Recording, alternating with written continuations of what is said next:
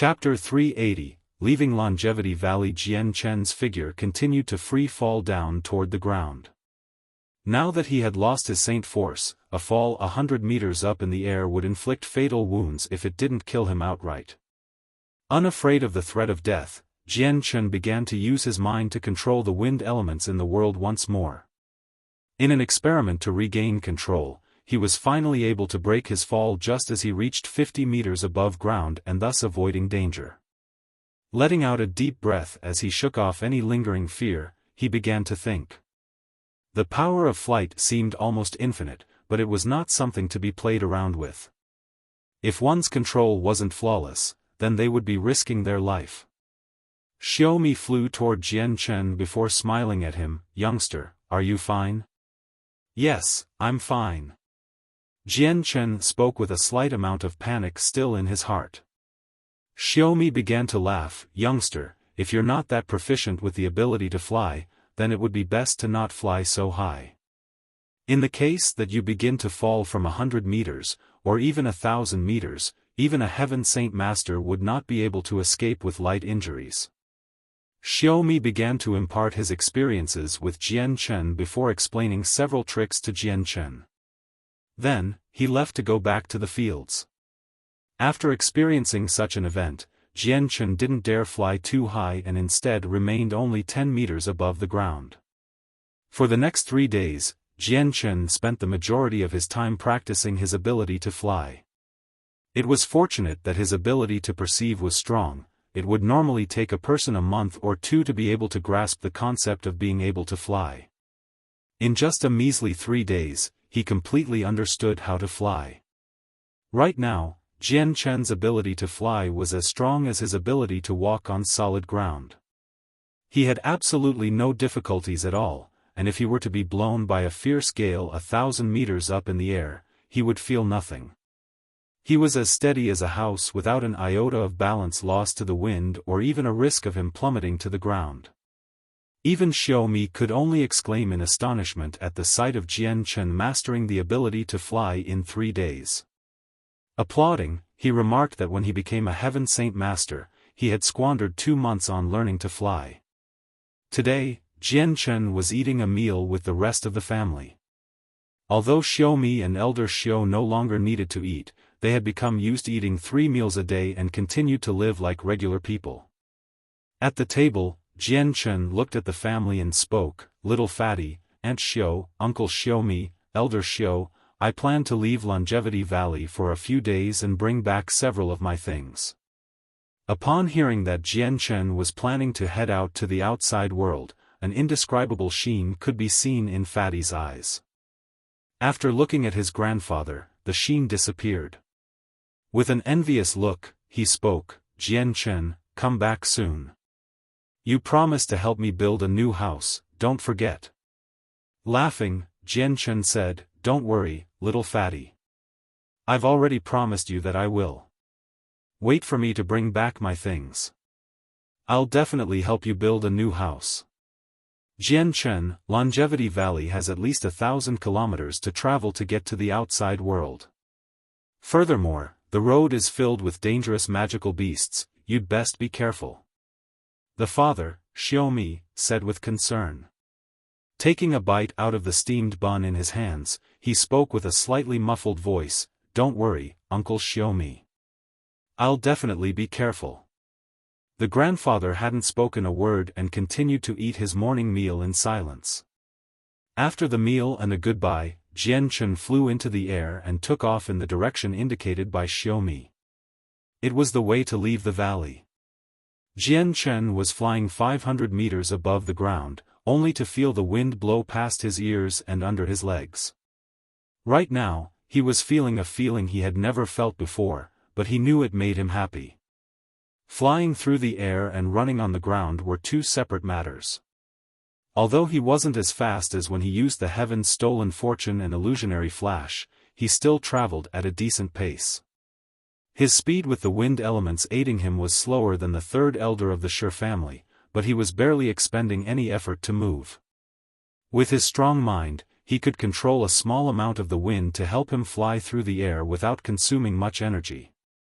This was the very first time that Jian Chen was flying through the air with his own power, so there was a feeling of fresh wonder.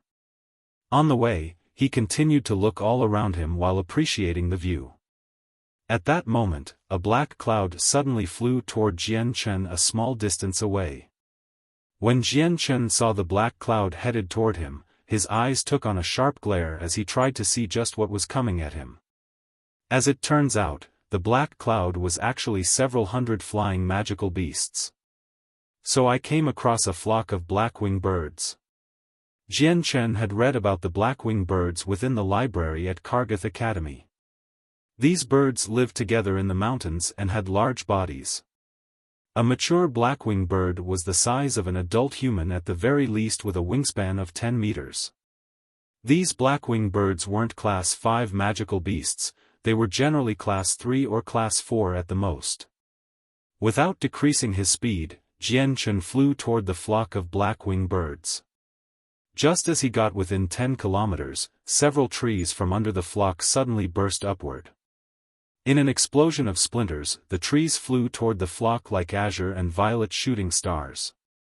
Caught off guard, the black-wing birds were struck through their bodies by the trees and began to fall to the ground. In a span of a few moments, the hundreds of birds were all unable to resist with multiple wounds over their bodies, rendering them incapable of flight. Now that Jian Chen's strength was equivalent to that of a Heaven Saint Master, a Class 4 magical beast like the black-wing birds were no match. With Jian Chen's ability to control any living thing with just his mind, he could fight against his enemy using the tactics of the majority against the minority. On the way, Jian Chen had come across 3 other disturbances with magical beasts. However, these magical beasts weren't Class 4, and were Class 5 magical beasts. They all had an innate wisdom and instinct that warned them to not attack any person that could fly. 4 hours later, Jian Chen had traveled 2,000 kilometers before arriving at a mountain range. Then, after another 100 kilometers, he finally arrived at the battleground where he fought the 8 Heaven Saint Masters. Without any further hesitation, he quickly flew forward another 100 kilometers to the place where he had hidden the white tiger cub. It didn't take long for Jian Chen to arrive there. Slowly descending to the ground, he came to the tree where he had hidden the tiger cub. The moment he saw that the cover was gone and the tree barren, he realized the tiger cub was nowhere to be seen. This was not a surprise for Jian Chen, he had spotted the traces earlier and tried to track where the tiger cub had gone. After some time, he wasn't able to find anything. Jian Chen began to grow solemn by this point, but he was not frantic just yet. Although the tiger cub was lost, he still had a method of finding the tiger cub. Immediately rising up from the ground, he flew toward Mingyang City. An hour later, he arrived in the skies above and without any form of concealment, flew into the city in front of everyone's eyes. By now, Mingyang City had already returned to its normal state. The frenzied mood they had been in while looking for the tiger cub had long since passed and even the portraits of Jian Chen's face had been taken down. After the second day of Jian Chen's departure, all news relating to the event had disappeared. But when Jian Chen flew into the sky, he was instantly spotted by the people down below. Each one raised their heads to the sky and dropped their mouths in shock. Quickly, news began to circulate around the city and thus everyone became aware that a Heaven Saint Master had arrived in their city. The city lord's mansion was the very first to grab hold of this information and immediately dispatched some soldiers to greet him. In this era where saint rulers secluded themselves from the world, Heaven Saint Masters were widely regarded as the top of the pyramid on the continent. For a Heaven Saint Master to come to Mingyang City, that was no small event. Within the Huangpu clan, the affair that had happened some time ago had no major impact on their clan. The entire compound was calm once more and several troops patrolled around the compound as a way to guarantee their safety. Just as a squadron was walking past an abandoned house, someone suddenly cried out, "Captain, look up at the skies." At that, the soldiers lifted their heads to the sky one by one, and when they looked, they were instantly stunned and their eyes grew as wide as dinner plates. A simple clothed person was slowly descending from the sky just 3 meters away from the squadron. Heave! Heaven! Heaven, Saint Master! The captain had a look of utter shock as he stared at the young face of Jian Chen, unable to believe his eyes. For a youth this young to reach the realm of a Heaven Saint Master, it was almost completely unheard of. Respectful sir, I am the captain of Unit 3 of the Huangpu clan, how may I serve you? The captain tried to quash the surprise in his voice, but had stuttered as he spoke to him. Jian Chen cast a glance at the guard briefly before waving his hand. This place doesn't concern you, go do whatever you were doing. With that tone, it was almost as if Jian Chen was the master of the Huangpu clan. The captain didn't make any objections and only respectfully saluted him in response before bringing his guards away from the area. Chapter 381, The Disappearance of the Little White Tiger. After the guards left, Jian Chen had a faint smile on his face. Bringing up his right hand for a moment, a space ring suddenly flew out the window before landing on his hand. This space ring was the ring that was holding both the seal of Treasure Mountain and the Duanyan sword. With the ring in his hand, Jian Chen looked into the space ring only to find both the seal of Treasure Mountain and the Duanyan sword still stored inside.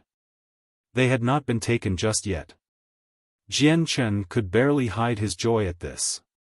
He knew that the third elder of the Shi family had a method of finding their clan's ruler armament, but the space ring had managed to avoid detection within the Huangpu clan for days. Something like this was a joyous occasion to celebrate. On the way here, Jian Chen was worried that the hidden space ring would have been discovered, but now that he was here, those worries were completely superfluous. Letting out a sigh in relief, a happy smile appeared on Jian Chen's face. He slowly closed his eyes, and in 2 breaths' time, the well within the Huangpu clan compound exploded as a purple and gold box flew through the air. Then, as if attracted by a mysterious power, it flew straight to Jian Chen's hand. Opening up the box, Jian Chen could see the silver space ring tucked away inside. With the other space ring still in his hand, he took that other space ring and threw it into the second one along with the box and left. Not too long after Jian Chen left, a group of nervous people quickly scrambled over to where Jian Chen was. Among the crowd was the master of the Huangpu clan. But Jian Chen had already left the area. Even after searching for a moment, the master of the clan could do nothing else but give up. Flying through the air, Jian Chen quickly made his way out of Mingyang City. On the way, countless people looked up at the sky with expressions of amazement and wonder, but Jian Chen didn't stay around long enough to see. His first priority was to find the whereabouts of the white tiger and to ensure that it wasn't in any danger.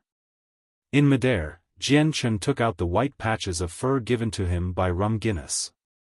This patch of fur had a special way of finding where Rum Guinness was as well as where the white tiger was. After following the directions Rum Guinness had told him with the white tiger cub's fur, it began to straighten up before curving at the edges as if pointing Jian Chen in a specific direction like a compass. Jian Chen looked in the direction where the fur was pointing only to discover it was where he had just come from. Did the white tiger cub run off to the mountain range? Jian Chen thought. The mountain range in question was connected to Cross Mountains and contained one of the kings, which was the white tiger cub's enemy. If the white tiger cub were to fall into the king's paws, then it would be over for the cub. Crap, I hope the cub hasn't been discovered by the king of Cross Mountains. With a serious expression and no hesitation at all, he flew off in the direction the fur pointed. 4 hours later, Jian Chen had deviated from the path back to Longevity Valley and was instead headed toward Cross Mountains a good distance away. As he flew closer and closer to Cross Mountains, Jian Chen's face began to grow more and more unsightly. He could practically confirm that the white tiger cub was most likely in Cross Mountains. Slowing down, Jian Chen floated in midair as he started to think. If the white tiger cub was found by the king of Cross Mountains, he was doing nothing but charging toward his death. Suddenly, Elder Xiu's image appeared in Jian Chen's mind, almost as if he was giving Jian Chen a rope to save his life. Could Elder Xiao be of help here? Jian Chen thought as he began to calculate things. Elder Xiao's cultivation was immeasurably deep, he could possibly be the only one that could withstand the might of the Gilligan clan. But then again, Elder Xiao had grown weary of mortal conflicts and preferred to keep to his isolated days. Jian Chen didn't wish to bring Elder Xiao into his affairs for his own personal interests as well. After all, the Gilligan clan of Cross Mountains was a huge power. He didn't wish to add to Elder Xiao's troubles by having him help accomplish an unknown task. After floating in the air with some doubt, Jian Chen bit his lip and flew in the direction of the white tiger cub. At this moment he wasn't able to tell if the tiger cub was captured or not. If the tiger cub had been taken by a weaker magical beast, there was still a chance. Like a compass, the white tiger fur led Jian Chen in the same direction for 2 hours. Finally, Jian Chen arrived at one of the mountain peaks and began to look down at the scenery. By now, Jian Chen was nearing the border to Cross Mountains. Underneath him, a group of spirit apes were gathered nearby. Standing on top of the tall trees, they gnashed their teeth as they howled at the floating Jian Chen. Jian Chen looked at the fur in his hand. From this, he could tell that the white tiger was somewhere nearby. After putting the fur away, he began to scour the ground below.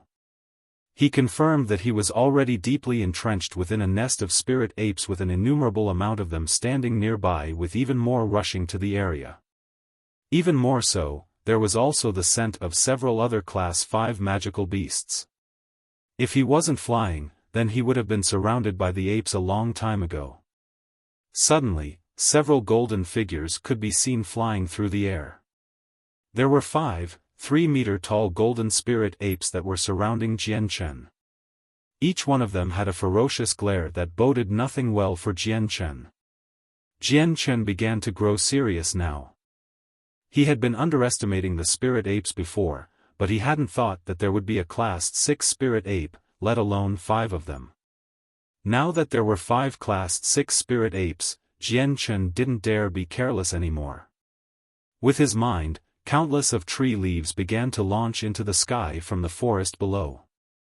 Then, with an azure and violet glow, they flew around Jian Chen's side as a sort of protective layering. This strange display of magic stunned the 5 Class 6 spirit apes, but one of the spirit apes narrowed his eyes and roared. Then, he began to charge at Jian Chen with his fists raised high in the air. Immediately, the tree leaves that were flying around Jian Chen transformed to become 2 swords that were used to slash at the spirit ape. Bang! As the 2 sides struck each other, a loud bang could be heard. The swords made from tree leaves were blown apart by the spirit ape's fist, but the fist had 2 conspicuous-looking wounds. Even blood could be seen flowing down from it. Seeing how the hand of the spirit ape was bleeding, the other spirit apes were stunned. Each one looked at the human with astonished eyes as if trying to understand how the inexplicably weak tree leaves had managed to become so sharp. Zhi. One of the spirit apes let out an indistinguishable sound, but it was apparently an order as the other 4 spirit apes brandished their fists and flew in to attack him. Jian Chen's eyes flashed with the 2 colors as he began to control the leaves flying around him. In an instant, they formed into 10 swords and shot toward the 5 spirit apes. Another explosive bang rang through the air as the spirit apes attacked the swords. Like before, their fists gained new deep scars. But instead of stopping to wonder, the Class 6 spirit apes continued to fly at Jian Chen and tried to attack him with a rippling amount of energy. Hurtling their fists through the air, they tried to block any of Jian Chen's escape paths. Both of Jian Chen's hands were empty now. As he floated in midair, the tree leaves began to glow brightly with the azure and violet sword chi before flying toward the 5 spirit apes like a moth to a flame. Knowing just how strong this sword chi was now, the fists of the spirit apes began to ripple with even more power before at last, there was a golden glow to their fists that made them invulnerable. Then, with those fists, they struck out at the tree leaves. But because of the sheer amount of tree leaves that covered the sky, almost every inch, the 5 spirits apes weren't able to diffuse them all. Many of the tree leaves began to shoot into their skin, breaking through their rather strong fur. Jutting into their bodies, they left scar after scar, dyeing their entire body red with blood. In a flash, their golden skin was more crimson than gold. Zitsatizi. The 5 spirit apes began to howl in panic and pain before they utilized the earth-attributed energy they had to form outside of their bodies as a secondary form of earthen armor. The usage of the earth-attributed energy would form an incredibly strong defensive armor. Even when the azure and violet sword chi-infused leaves shot into it, all they did was leave a scar behind. They were not able to break through the armor. Taking an opportunity to retreat, he flew away from the enclosure the spirit apes had trapped him in. Then, pushing his empty hands, a dozen of the trees below exploded into wooden shrapnel. Transforming into a flood of wood, they flew into the air and in an instant, they flew toward the spirit apes relentlessly.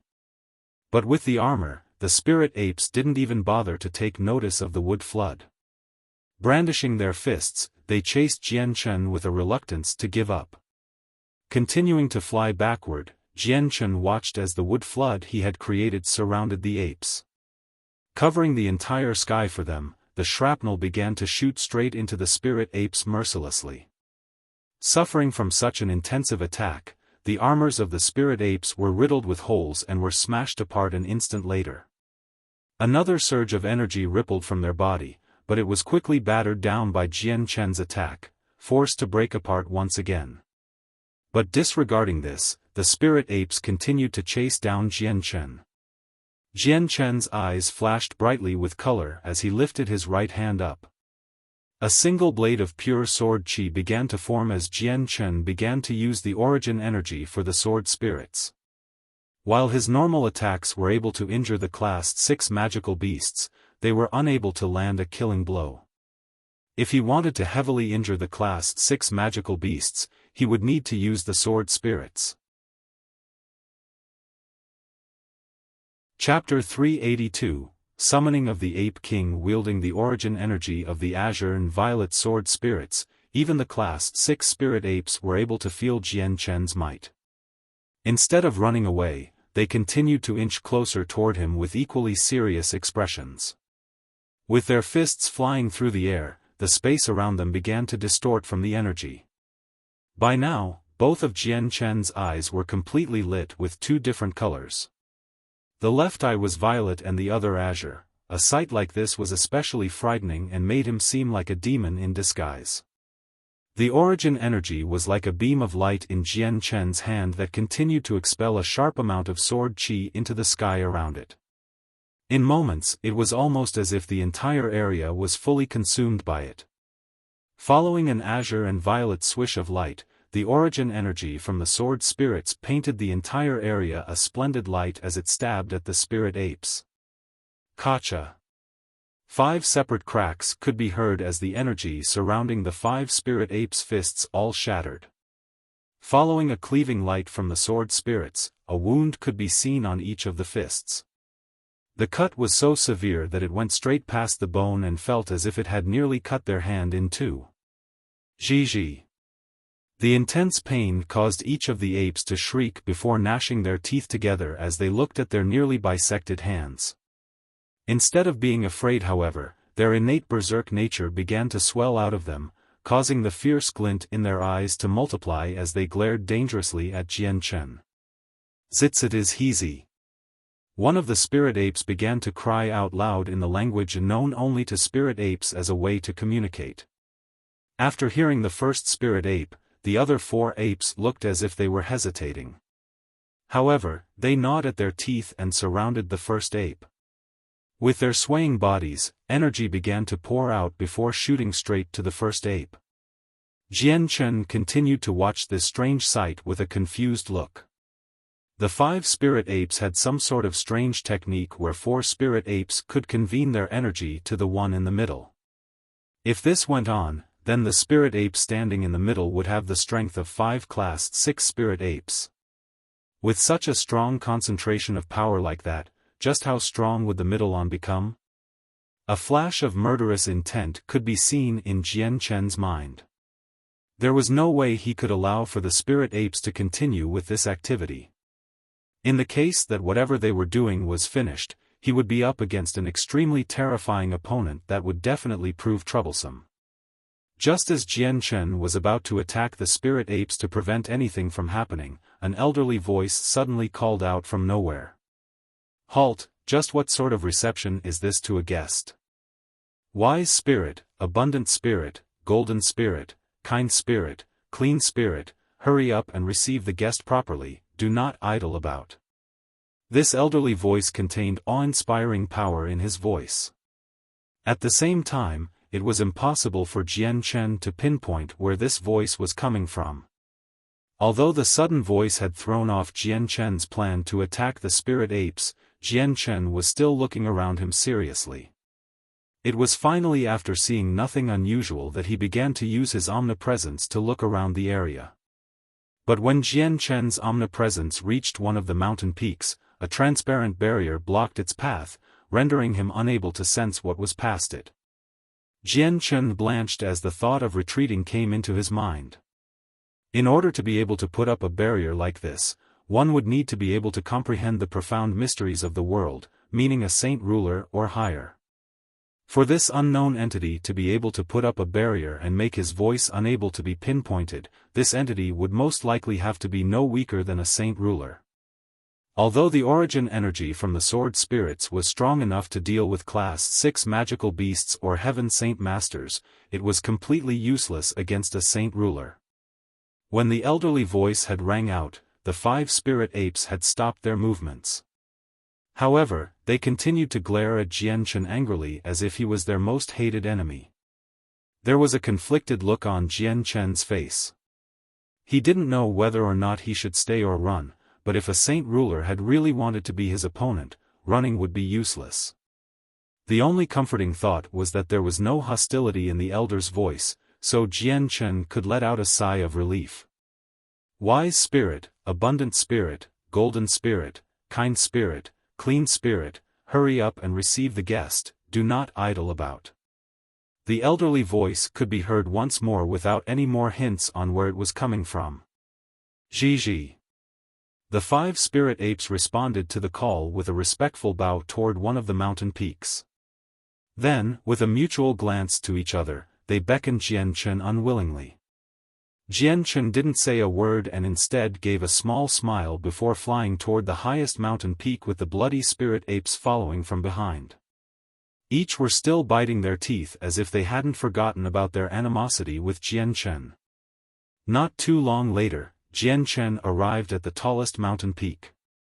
On this peak, there was a single barrier that seemed to cover the entire mountain peak. Suddenly, a small crack appeared within the barrier without a sound. It continued to expand before finally growing to a size large enough for a human to enter. "Human, enter. I wish to speak to you." The voice spoke once more. But this time, Jian Chen could hear it coming from the mountain peak. Jian Chen hesitated for a moment, but he continued to fly inside. The spirit apes followed close behind and continued to bow toward the mountain peak respectfully. Quickly spotting a gigantic cave in the mountain peak, Jian Chen could see several words written in human language over the cave, Cave of the Ape King. Along with the spirit apes, Jian Chen entered the cave.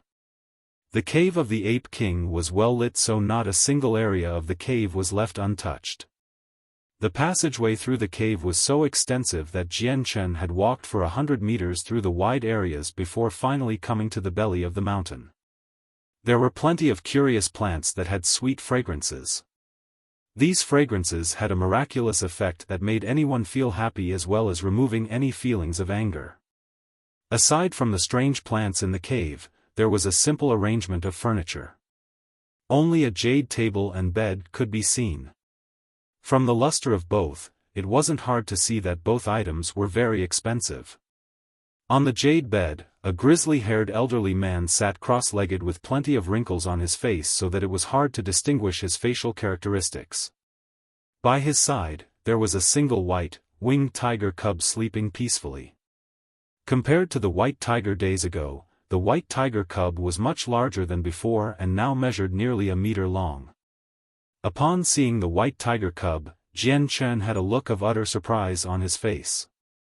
When he realized just what place he was in, a feeling of pressure could be felt once more.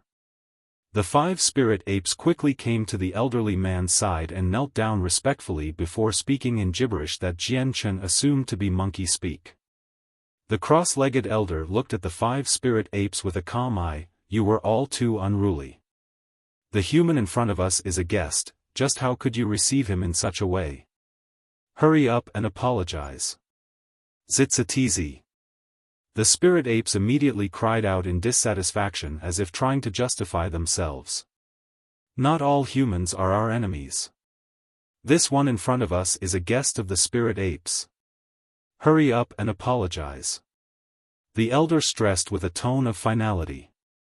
The 5 spirit apes hung their heads in dejected defeat before crying out to Jian Chen unwillingly.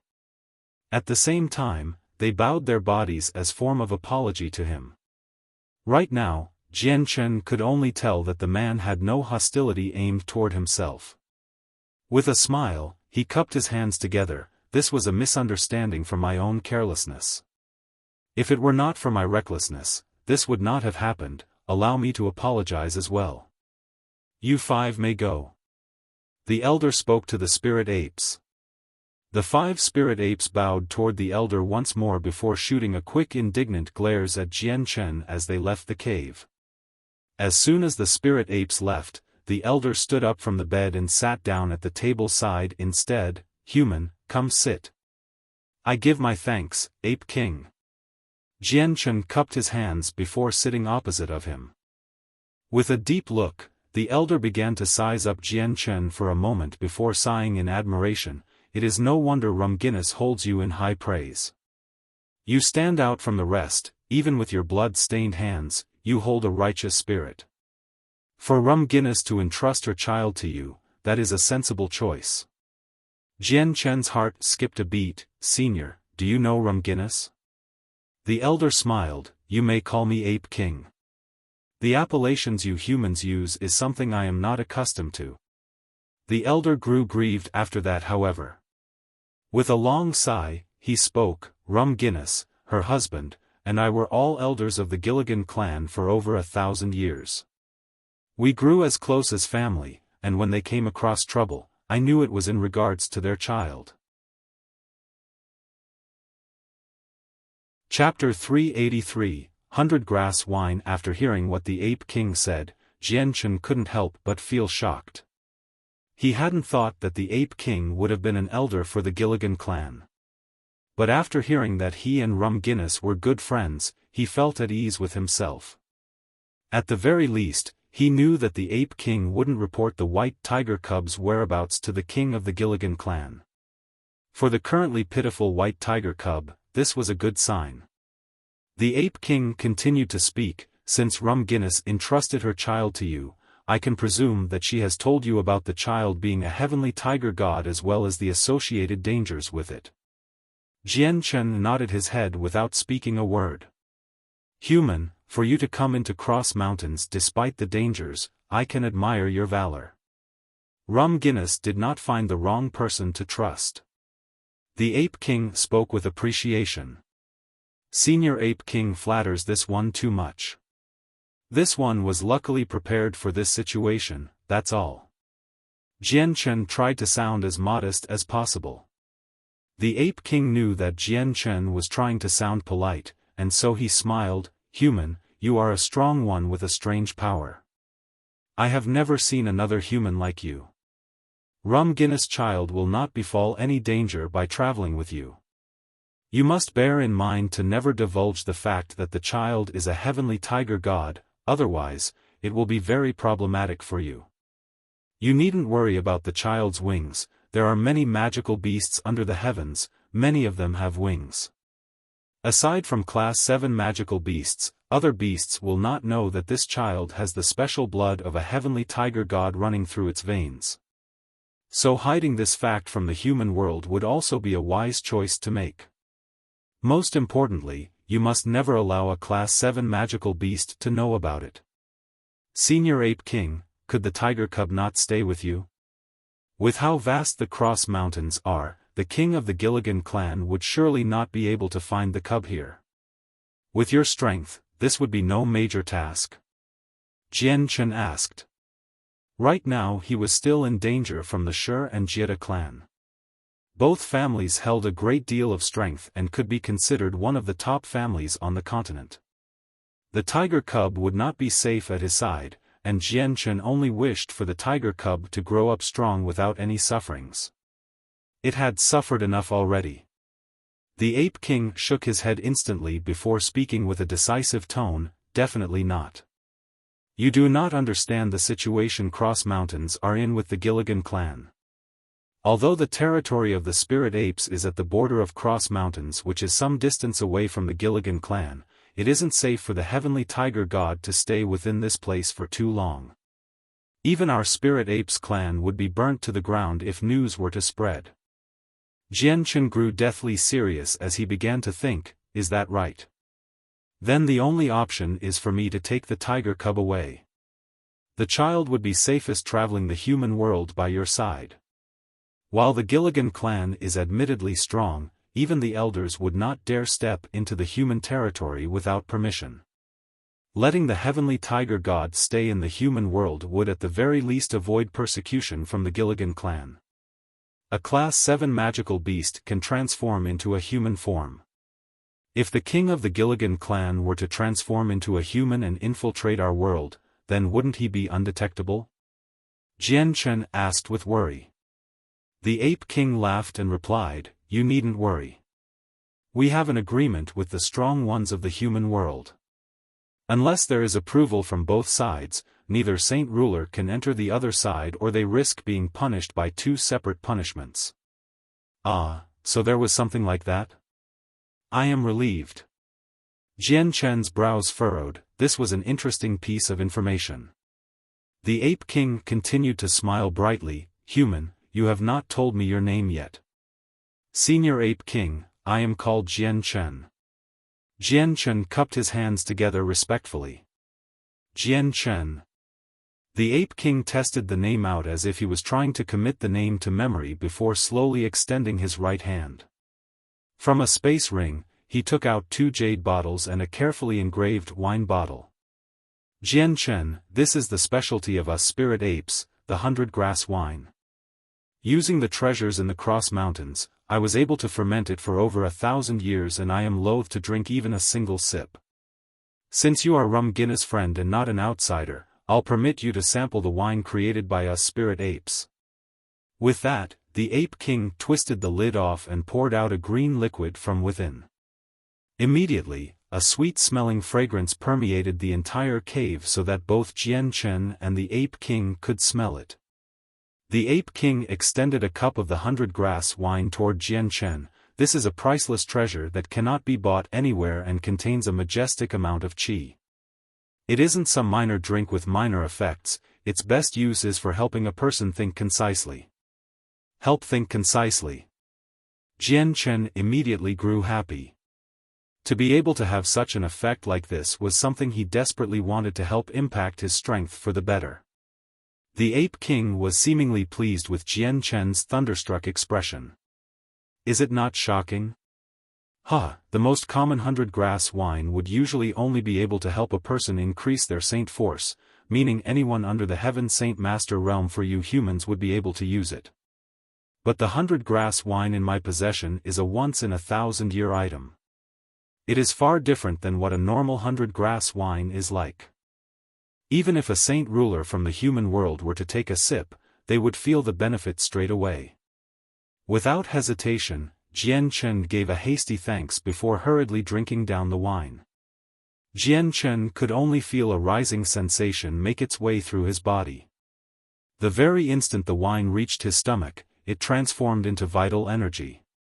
However, because his saint weapon had been destroyed, the vital energy was unable to be absorbed and slowly began to disappear.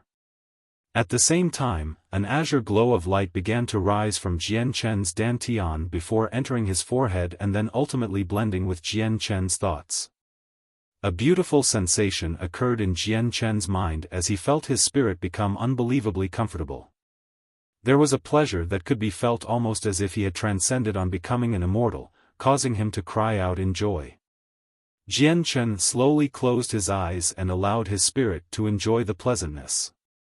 While he was comfortable, his thoughts had begun to condense in a way that even the sword spirits were benefiting from, as shown from the lively thoughts being transmitted. After a while, the joyous feeling finally began to recede, causing Jian Chen to open his eyes. At this moment, he could sense that in such a short amount of time, his thoughts had already soared to an unprecedented degree. This caused Jian Chen to nearly jump with joy. The 100-grass wine within the possession of the Ape King was truly too amazing. Afterward, Jian Chen's eyes began to glow with a fiery expression. The 100-grass wine had given him an excellent boost in strength, if only he could have another cup. Momentarily, Jian Chen's look toward the Ape King had changed. Seeing the glint in Jian Chen's eyes, the Ape King's eye twitched before collecting the 100-grass wine back into the bottle with a displeased look. Do not even think about my 100-grass wine. I've aged this wine for over 1,000 years in order for it to have such an effect. However much you get is however much you drink. I myself only have so much. If this was some ordinary wine, then I would gladly give you more. Upon hearing the Ape King's words, Jian Chen couldn't help but feel embarrassed, that is. Senior Ape King, this 100-grass wine has given me a tremendous boost, see. Out of the question. The Ape King waved his hand with no hesitation. It was only for the face of rum Guinness that I served you a cup. How could you not know contentment? The Ape King treated the 100-grass wine like treasure, so there was no way he would give Jian Chen any more. Jian Chen hesitated for a moment before taking out a fist-sized seal from within his space ring. Senior Ape King, why don't I make an offer for your 100-grass wine? Jian Chen was nearly drooling at the mouth for the wine since it was a great boon to him. For the sake of his strength, he desperately wanted the item. Definitely not, no trade. The Ape King replied without decay. But when he suddenly cast an eye over the item on the table, he immediately let out a stunned look. This is. Senior Ape King, I presume you recognize what this is and know of its worth. If I were to give you this for a bottle of 100-grass wine, would you be willing? Jian Chen let out a confident smile. The item he had pulled out just now was the ruler armament seal of Treasure Mountain. Ruler armaments were extremely precious, but they were of no use to Jian Chen. Furthermore, the seal of Treasure Mountain required the use of the blood of the Shi family in order to be used.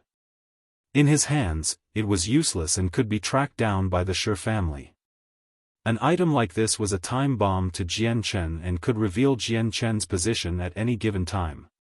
If he were to throw it away, it would be a pity, so rather than that, he might as well trade it away for an item that would serve a better use for him. This is a ruler armament, where did you come across such an item? The Ape King spoke with a serious look.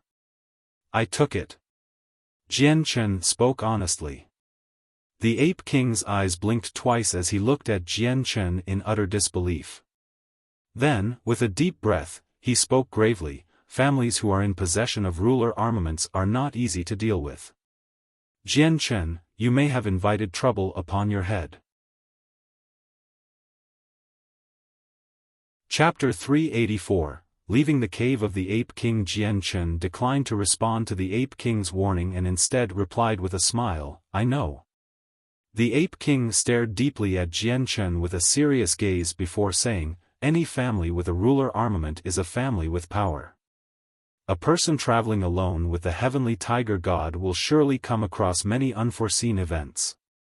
Senior Ape King, there is a reason why we have the expression, counter soldiers with arms, and water with an earth weir. The situation has already come, but there is no use mentioning that now. Although the family in question is very strong, the Tianyuan continent is massive, so they will not be able to find me easily. Jian Chen spoke without fear. I indeed hope that way. I only wish for the child of Rum Guinness to stay safe from any wrongful harm. The Ape King sighed before taking out a bottle. With a pained face, he gave it to Jian Chen. For the child of Rum Guinness, I will part myself from one of my treasures. This bottle of 100-grass wine is for you. I hope that you will be able to improve yourself. This way, you will be able to properly protect the heavenly tiger god. Many thanks, Senior Ape King. Jian Chen cried out in joy before quickly putting the bottle into his space ring as if afraid that the Ape King would change his mind. Senior Ape King, then this ruler armament will be given to you in exchange for the 100-grass wine. Taking the bottle, Jian Chen pushed the seal of Treasure Mountain toward the Ape King.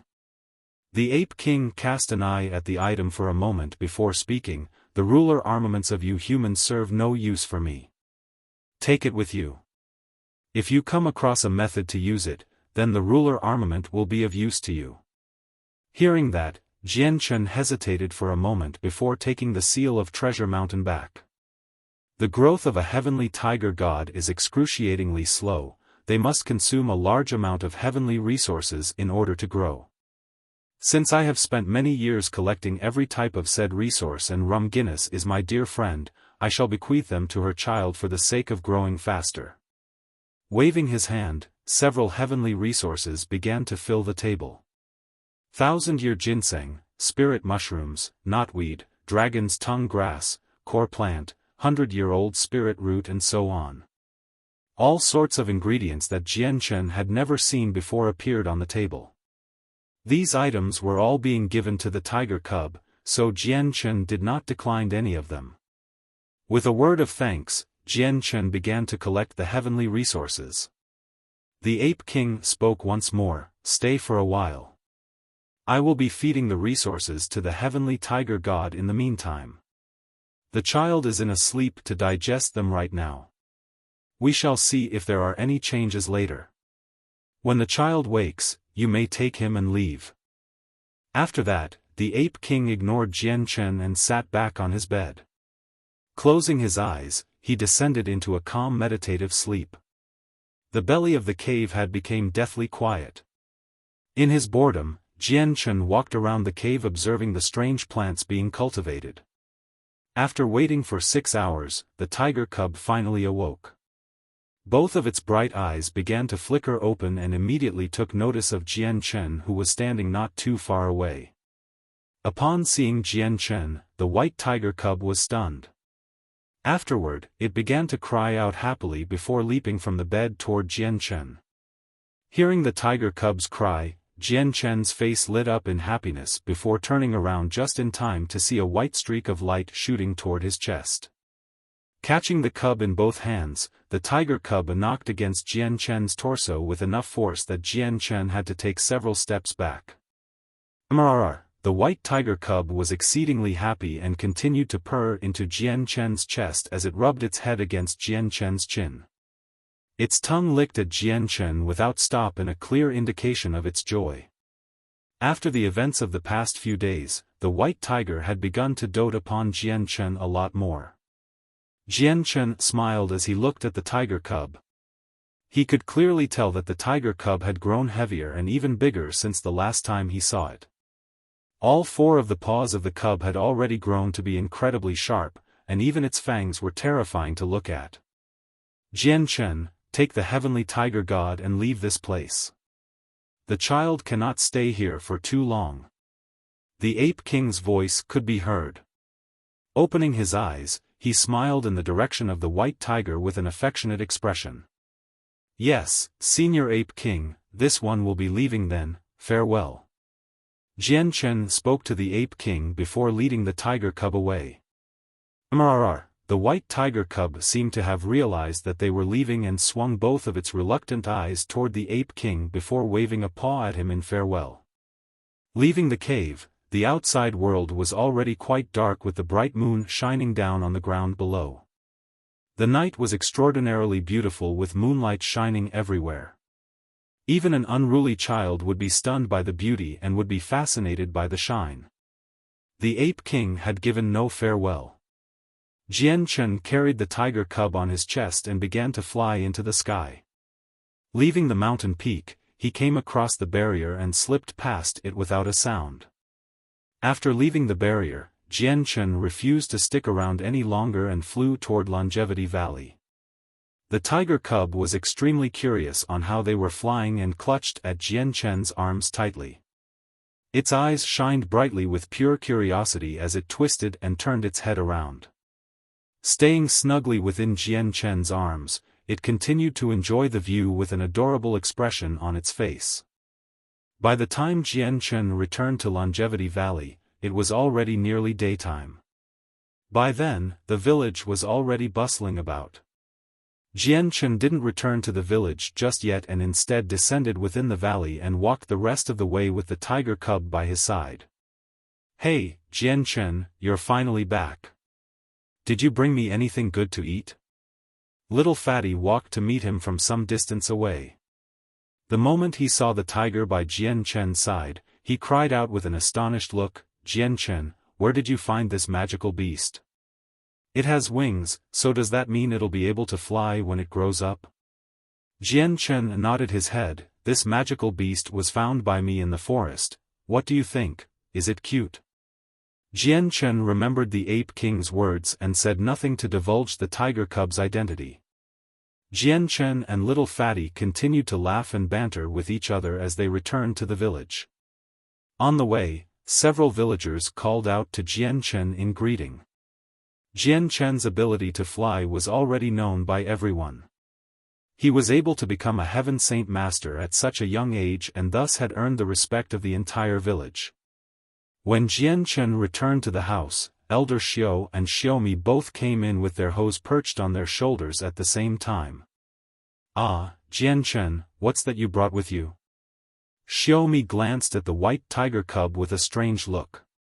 Laughing, Jian Chen spoke, "Uncle Xiaomi, this is a magical beast I found while I was outside the valley." "Little beast? What little beast? This place has a hierarchy of grade. Is this a low-leveled magical beast?" Xiaomi spoke with curiosity. Upon hearing low-level magical beast, the tiger cub seemed as if it was displeased.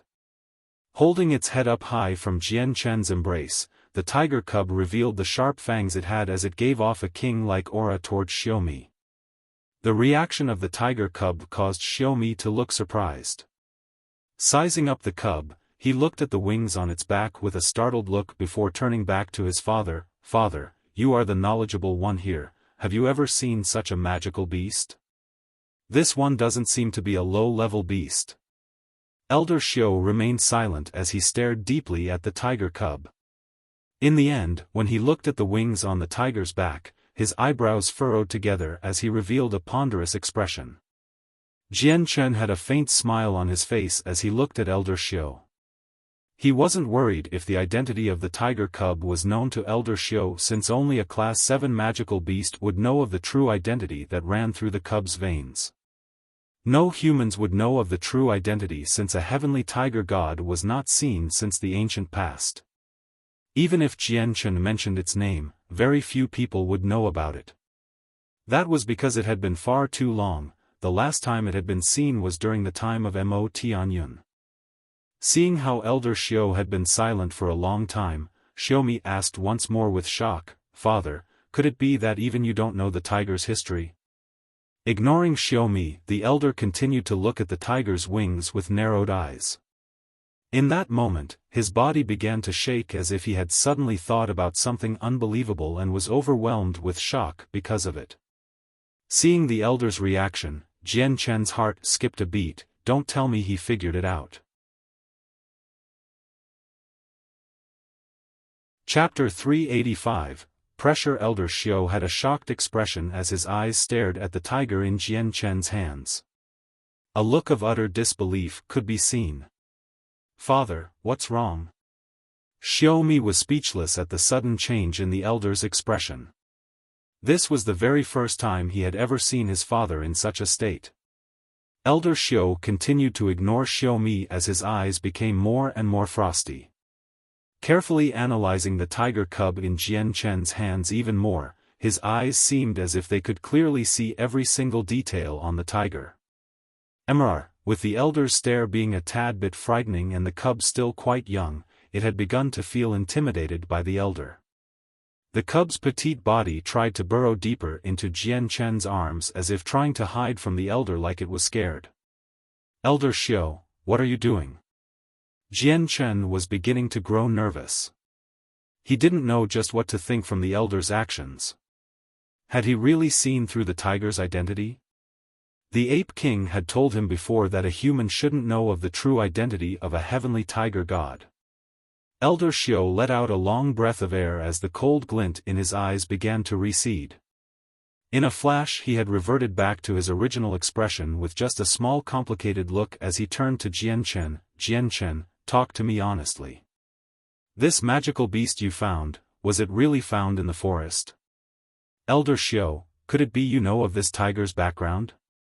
Jian Chen stared at the elder with an astonished look. The elder sighed once more before looking to little fatty, go and plow the fields. "Yes, grandfather." Fatty replied before giving both Jian Chen and the white tiger a curious look. But in the end, he went out to the fields to do as his grandfather asked. After little Fatty had left, Elder Xiao looked at Jian Chen and Xiaomi, "You two follow me." Turning about, the elder walked into one of the rooms of the house.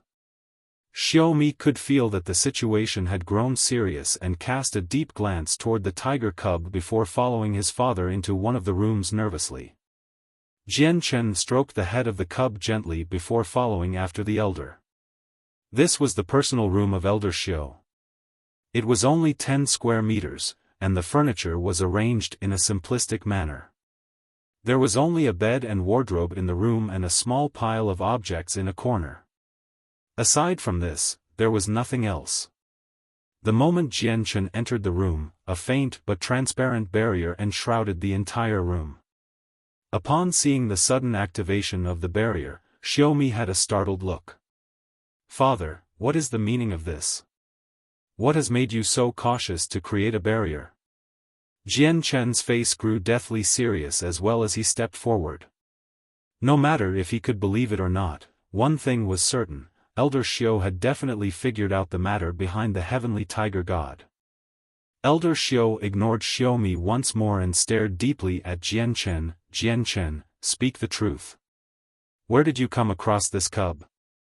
Elder Xiao, do you know of the tiger cub's identity?" Jian Chen listened carefully for confirmation. Elder Xiao's eyes latched onto the tiger cub and spoke, "If my guess is not wrong, then this cub is the heavenly tiger god that has appeared several times in the ancient past." Jian Chen was startled at the elder's confirmation. Although he had guessed that the elder knew, hearing the elder personally confirm it still caused his heart to start beating irregularly. "Jian Chen, it seems that you are aware of what a heavenly tiger god is." The elder looked at Jian Chen with a solemn gaze. "That is correct, I know of the heavenly tiger god." It was only now that Jian Chen decided not to hide it. He then began to regale his tale of rum Guinness and what he was entrusted with. After listening to Jian Chen's story, the elder had descended into a quiet calm that was filled with thought. Jian Chen didn't make a sound in fear of breaking the elder's train of thought. Xiaomi continued to stand some distance away in complete shock at Jian Chen and the tiger cub he was carrying. He couldn't believe that the cub would unexpectedly have a mysterious background that was far beyond what he could even imagine. After a while, the elder finally sighed. "The appearance of a heavenly tiger god is something that should come as a blessing to the magical beast clans. If they are able to exploit this blessing, then they would be able to lay claim to a heavenly tiger god of the past. In that case, the magical beast clans would have a monstrous amount of power against the human world. Jian Chen, this heavenly tiger god you have may very well bring catastrophe to our human world." Hearing this, Jian Chen turned pale with fright from what the elder said. Could he possibly want to eliminate the tiger cub here and now in order to avoid any future trouble? That should be unlikely, Elder Xiao. This tiger cub is very obedient. And with the current circumstances, I'm afraid that it'll remain within the human world for now. With time the cub will become partial to the human world and wouldn't be used against us. Furthermore, the cub's father was killed by the king of the Gilligan clan while the mother was seriously injured. When the cub matures, it will want to take revenge on the clan and not against humans. Jian Chen tried to explain in a hurry. If the elder wanted to kill the cub, then Jian Chen would have no chance of protecting it. The elder nodded his head with a thoughtful look, your words have merit to them. Even if the heavenly tiger god will not prove to be a danger to humanity, it would still be a disaster if it were to travel by your side. Elder Xiao didn't let Jian Chen speak another word and continued to speak. This situation isn't as simple as you may think. The king of the Gilligan clan wouldn't try to kill the heavenly tiger god for no reason. That is because a heavenly tiger god is no small amount of power. With one, their fighting strength would soar to an unbelievable degree. Elder Xiao's words left Jian Chen at a loss on what to do. Sighing, the elder spoke, Jian Chen, the heavenly tiger god's life could be in danger at any moment. You must rear it as quickly as possible. It is only when its strength reaches a sufficient degree that danger might be mitigated. Elder Xiao, could there be some other secret in this matter? Jian Chen asked. The elder didn't respond to Jian Chen's question and merely replied, Jian Chen, you should go. Remember, raise the heavenly tiger god as soon as possible. Finally, there was a single crack in the normally impassive tone. Jian Chen looked at the elder with a curious eye for some time. Finally sighing, Jian Chen took the cub and left the room with doubt still in his eyes. For Elder Xiao to want me to raise the tiger cub as fast as possible, it seems that there is still something I don't know. Did Rum Guinness not tell me, or is this something even she doesn't know about? After Jian Chen left, Elder Xiao took out a blood-red token and handed it to Xiaomi. Xiaomi, take this spirit token and go straight to the Bloodsword sect. Tell the entire intelligence organization to mobilize everyone. Watch closely for anything that happens, and if there is any extremely strong experts that appear within the Tianyuan continent, report to me straight away. Father, didn't you say that you would never use the Bloodsword sect? Why are you? Xiaomi asked with a startled look. The situation has become far too grave. Don't ask any questions and take my token to the Bloodsword sect straight away. Elder Xiao interjected solemnly. His expression was dark and no longer looked like a simple farmer. Right now, he looked more like the valiant hero giving command to his entire army. Yes, your child will go now. Xiaomi didn't speak anymore and flew away with the token. After Xiaomi had left, the elder sighed before walking to his bed. They are growing far too bold if they would dare to kill even a heavenly tiger god. When the time comes and the heavenly tiger cub fully matures, their judgment will come. But they will try and infiltrate the human world in order to assassinate it soon enough. Forget it, it has nothing to do with me. If they truly come, then some other family will come to protect it. After leaving the elder's room, Jian Chen took the cub to his own room to rest. Then placing the cub on his bed, he began to caress the cub's ears and head. Mr. RRR. Closing its eyes in comfortable bliss, the tiger cub was fully content with being treated to Jian Chen's care. Right now in its heart, it was very partial to Jian Chen. Looking at the obedient tiger cub, Jian Chen took out several of the 1,000-year ginseng from within his space ring. Little white tiger, take this and eat it, this way, you'll grow up faster. The little tiger sniffed at the item offered to him curiously. Upon sniffing the sweet fragrance, its eyes widened before purring happily and taking the items into its mouth, relishing the meal. After eating several stalks of the 1,000-year ginseng, the tiger cub had finally finished eating. Closing its eyes once more, it began to sleep on top of the bed. Jian Chen knew that the cub was currently in the process of absorbing the spiritual qi in from its meal. Not wanting to bother the tiger, Jian Chen climbed onto the bed himself and began to drink the 100-grass wine given to him by the Ape King. The 1,000-year-old 100-grass wine had a great effect in helping a person's mind. After Jian Chen had finished off some of it, he closed his eyes in pure bliss as his soul enjoyed the pleasurable feeling. Feeling an azure light soar up from his dantian into his mind, Jian Chen felt his mind suddenly explode with excitement. Even the sword spirits were feeling the benefits. With Jian Chen's mind soaring in strength, his omnipresence ability was also increasing by leaps and bounds. Right now, with his soul undergoing improvement, Jian Chen felt as if he was being baptized and transcending to becoming an immortal. Chapter 386, Recovery of the Sword Spirits. A moment later, Jian Chen awoke from the comfortable state he was in only to feel himself many times stronger than before. Without delay, Jian Chen grabbed the bottle and began to chug it. This time, Jian Chen swallowed a large amount of the wine, finishing off a good amount of it quickly. Soon after the last drop had been swallowed, he began to relish in the comfortable feeling once more.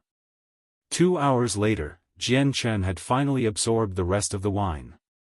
At this moment, Jian Chen's ability with his thoughts had increased by another third. His omnipresence now allowed him to spread his senses to at least 13 kilometers. Jian Chen was incomparably happy. Jian Chen would have never believed that such a feat could be accomplished in such a short amount of time with his strength boosted and even his body had been affected. This 100-grass wine is truly a blessed item. Jian Chen sighed in admiration before drinking even more of the bottle. In a flash, the wine bottle given to him by the Ape King only had a small portion left. Carefully sampling it, Jian Chen closed his eyes and began to allow his mind to strengthen. The vital energy within the 100-grass wine continued to swirl around Jian Chen's dantian before quickly dissipating. The azure qi from the wine quickly soared up into Jian Chen's head before entering Jian Chen's consciousness.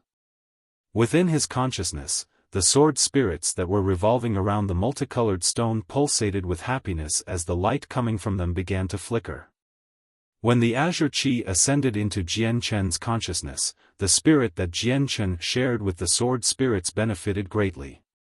The weakened soul of the sword spirits began to grow stronger with the light around them growing richer in concentration.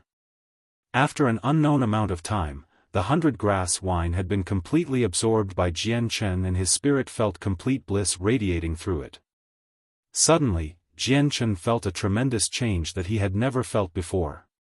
Without even spreading his presence, he was able to detect the wind blowing on the grass 100 meters away. At this moment, Jian Chen realized that his spirit had harmonized with the world.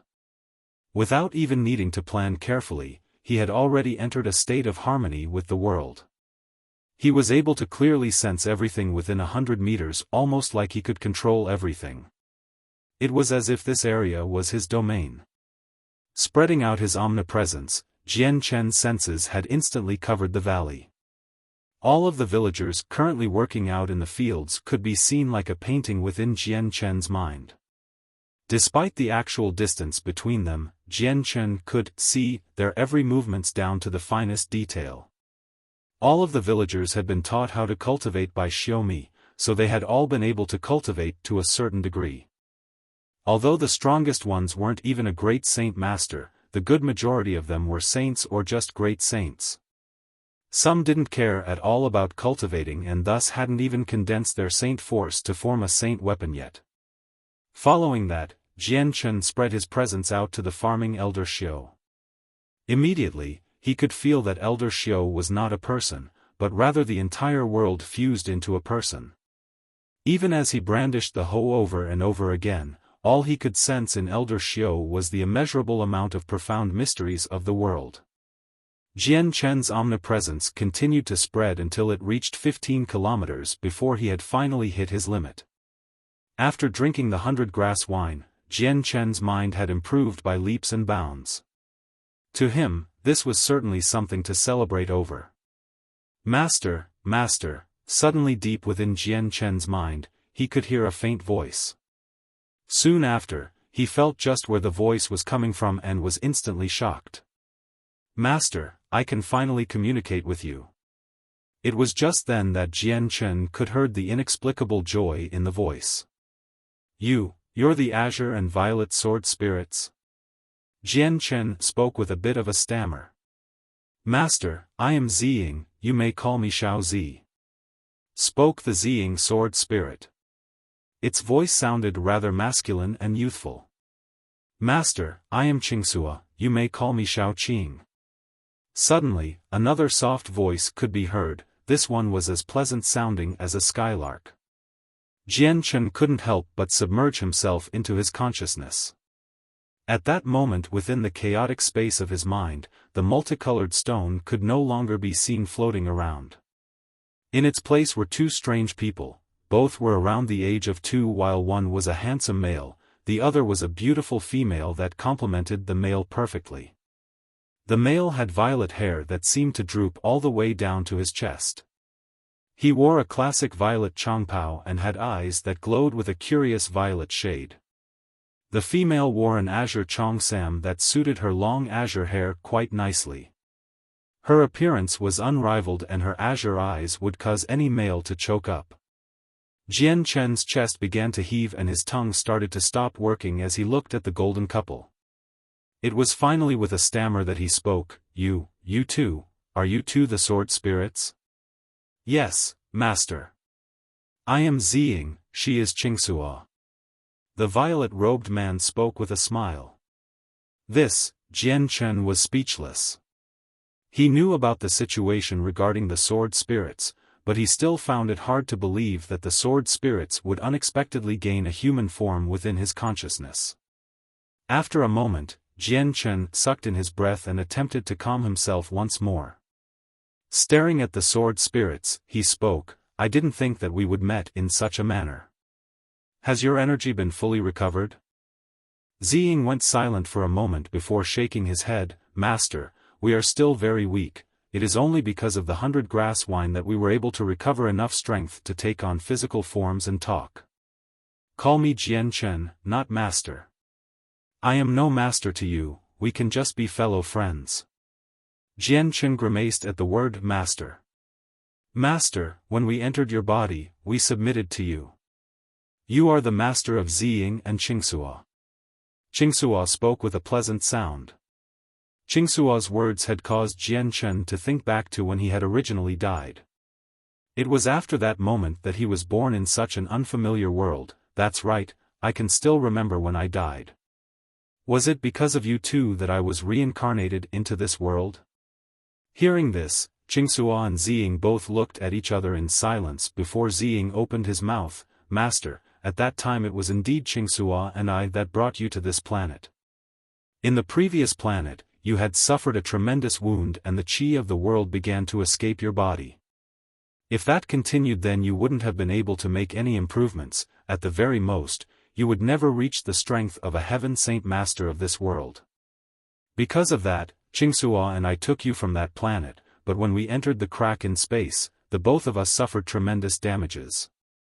With not much strength remaining, we were unable to deliver you to where we intended and thus we were only able to relocate you to a planet that was just stronger than your original world. So it really was because of you too." Jian Chen muttered. In truth, when he found out about the existence of the two sword spirits, he had already came to such a conclusion as a guess. "Master, are you going to blame Ziying and Qingxua?" Qingxua spoke with a timid voice. With a cordial smile, Jian Chen replied, "If it weren't for you two, then I wouldn't have been able to experience such a magical world or come across such a large amount of strength. You've allowed me to grow strong and expand my world.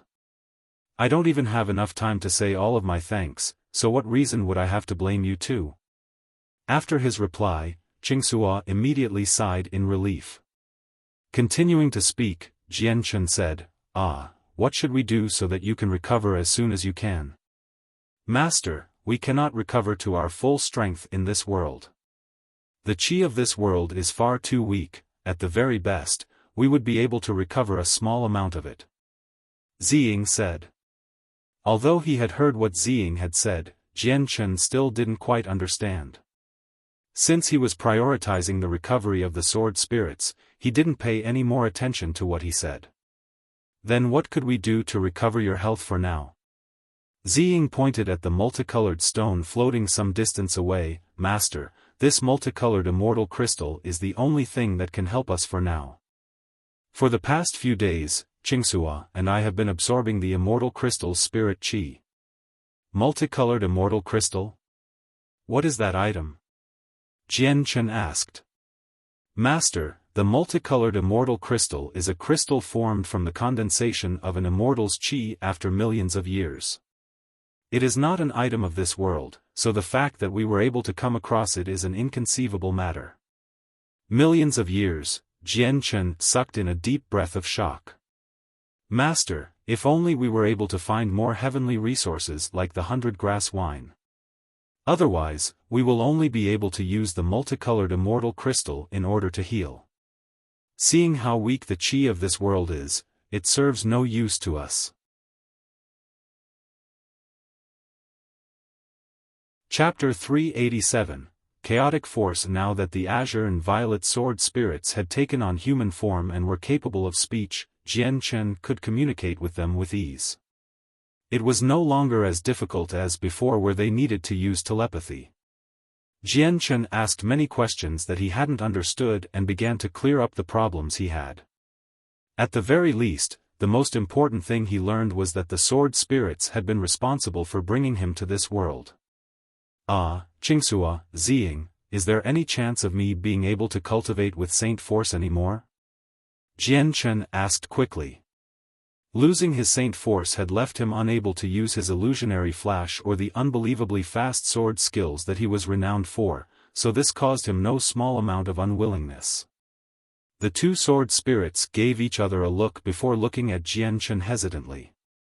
For a quick moment of silence, Ziying finally said, Master, using a special method, you would be able to continue cultivating with Saint Force. However, the Saint Force of this world is far too weak.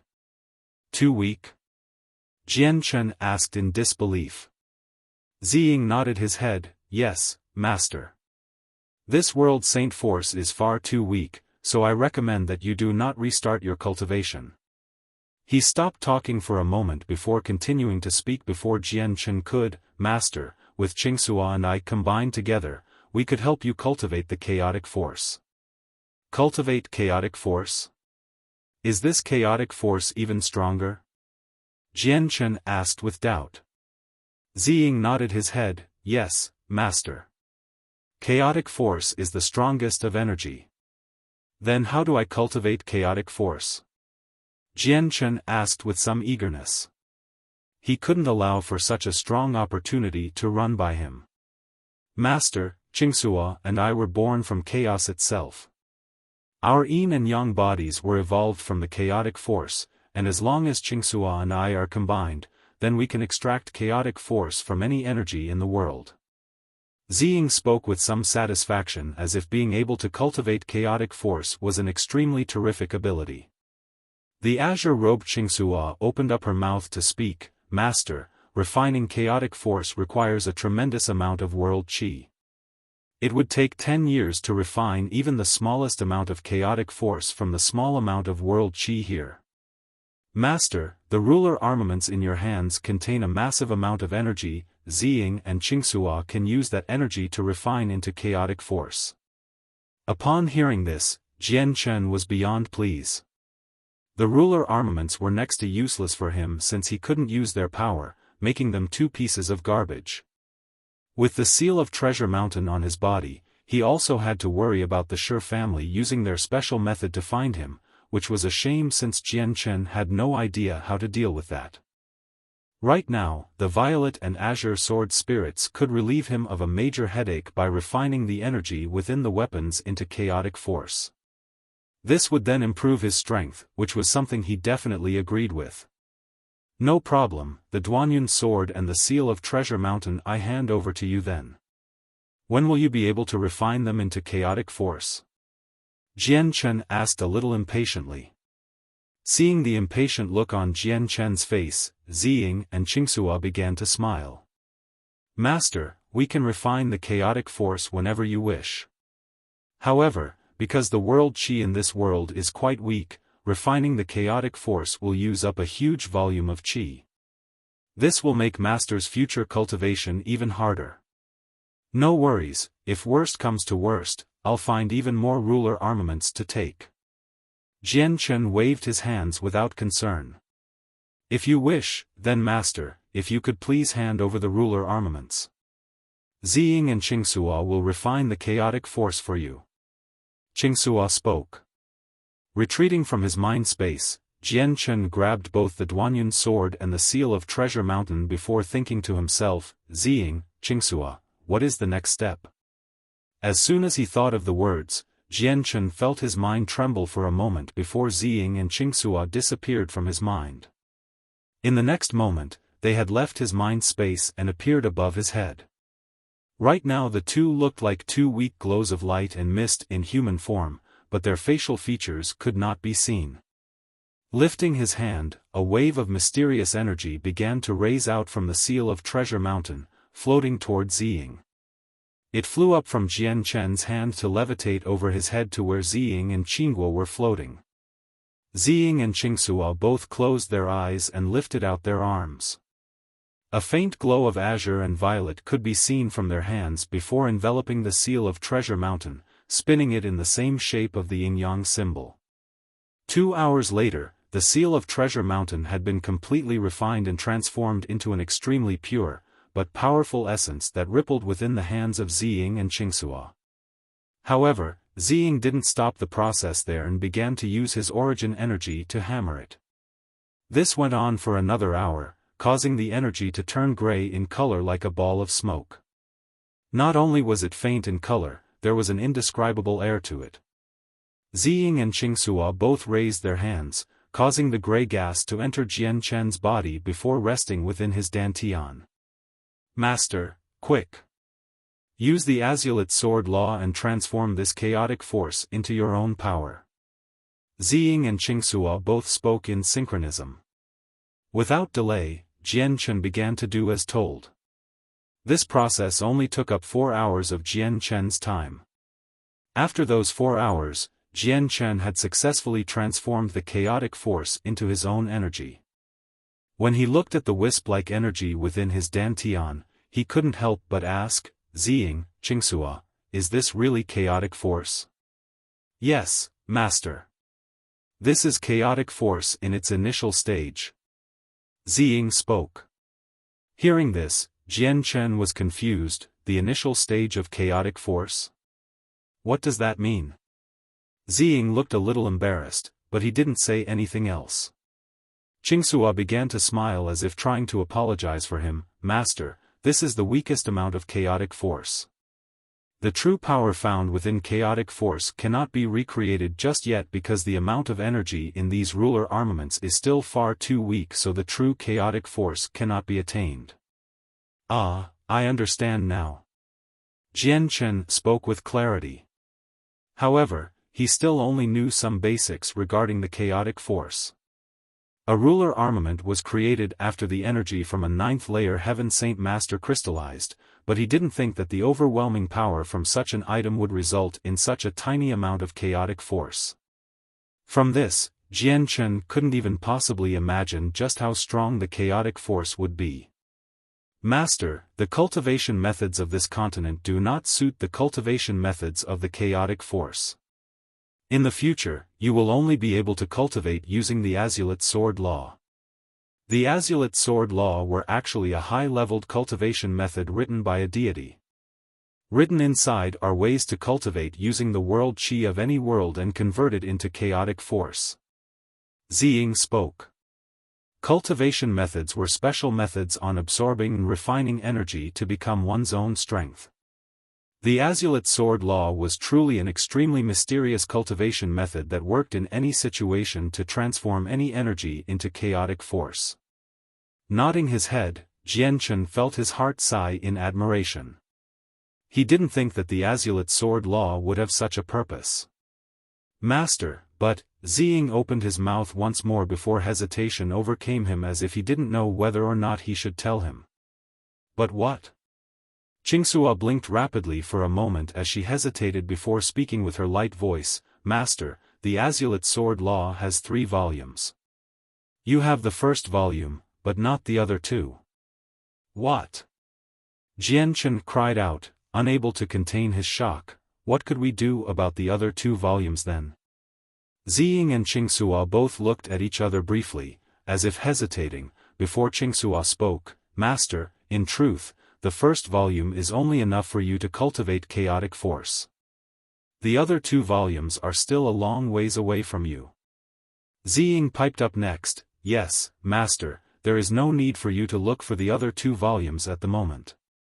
1 is enough for now. Wait until you have more strength, then the other 2 volumes will be attainable.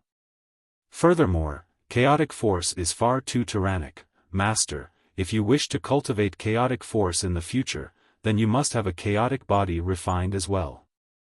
Only a chaotic body will be able to withstand the chaotic force.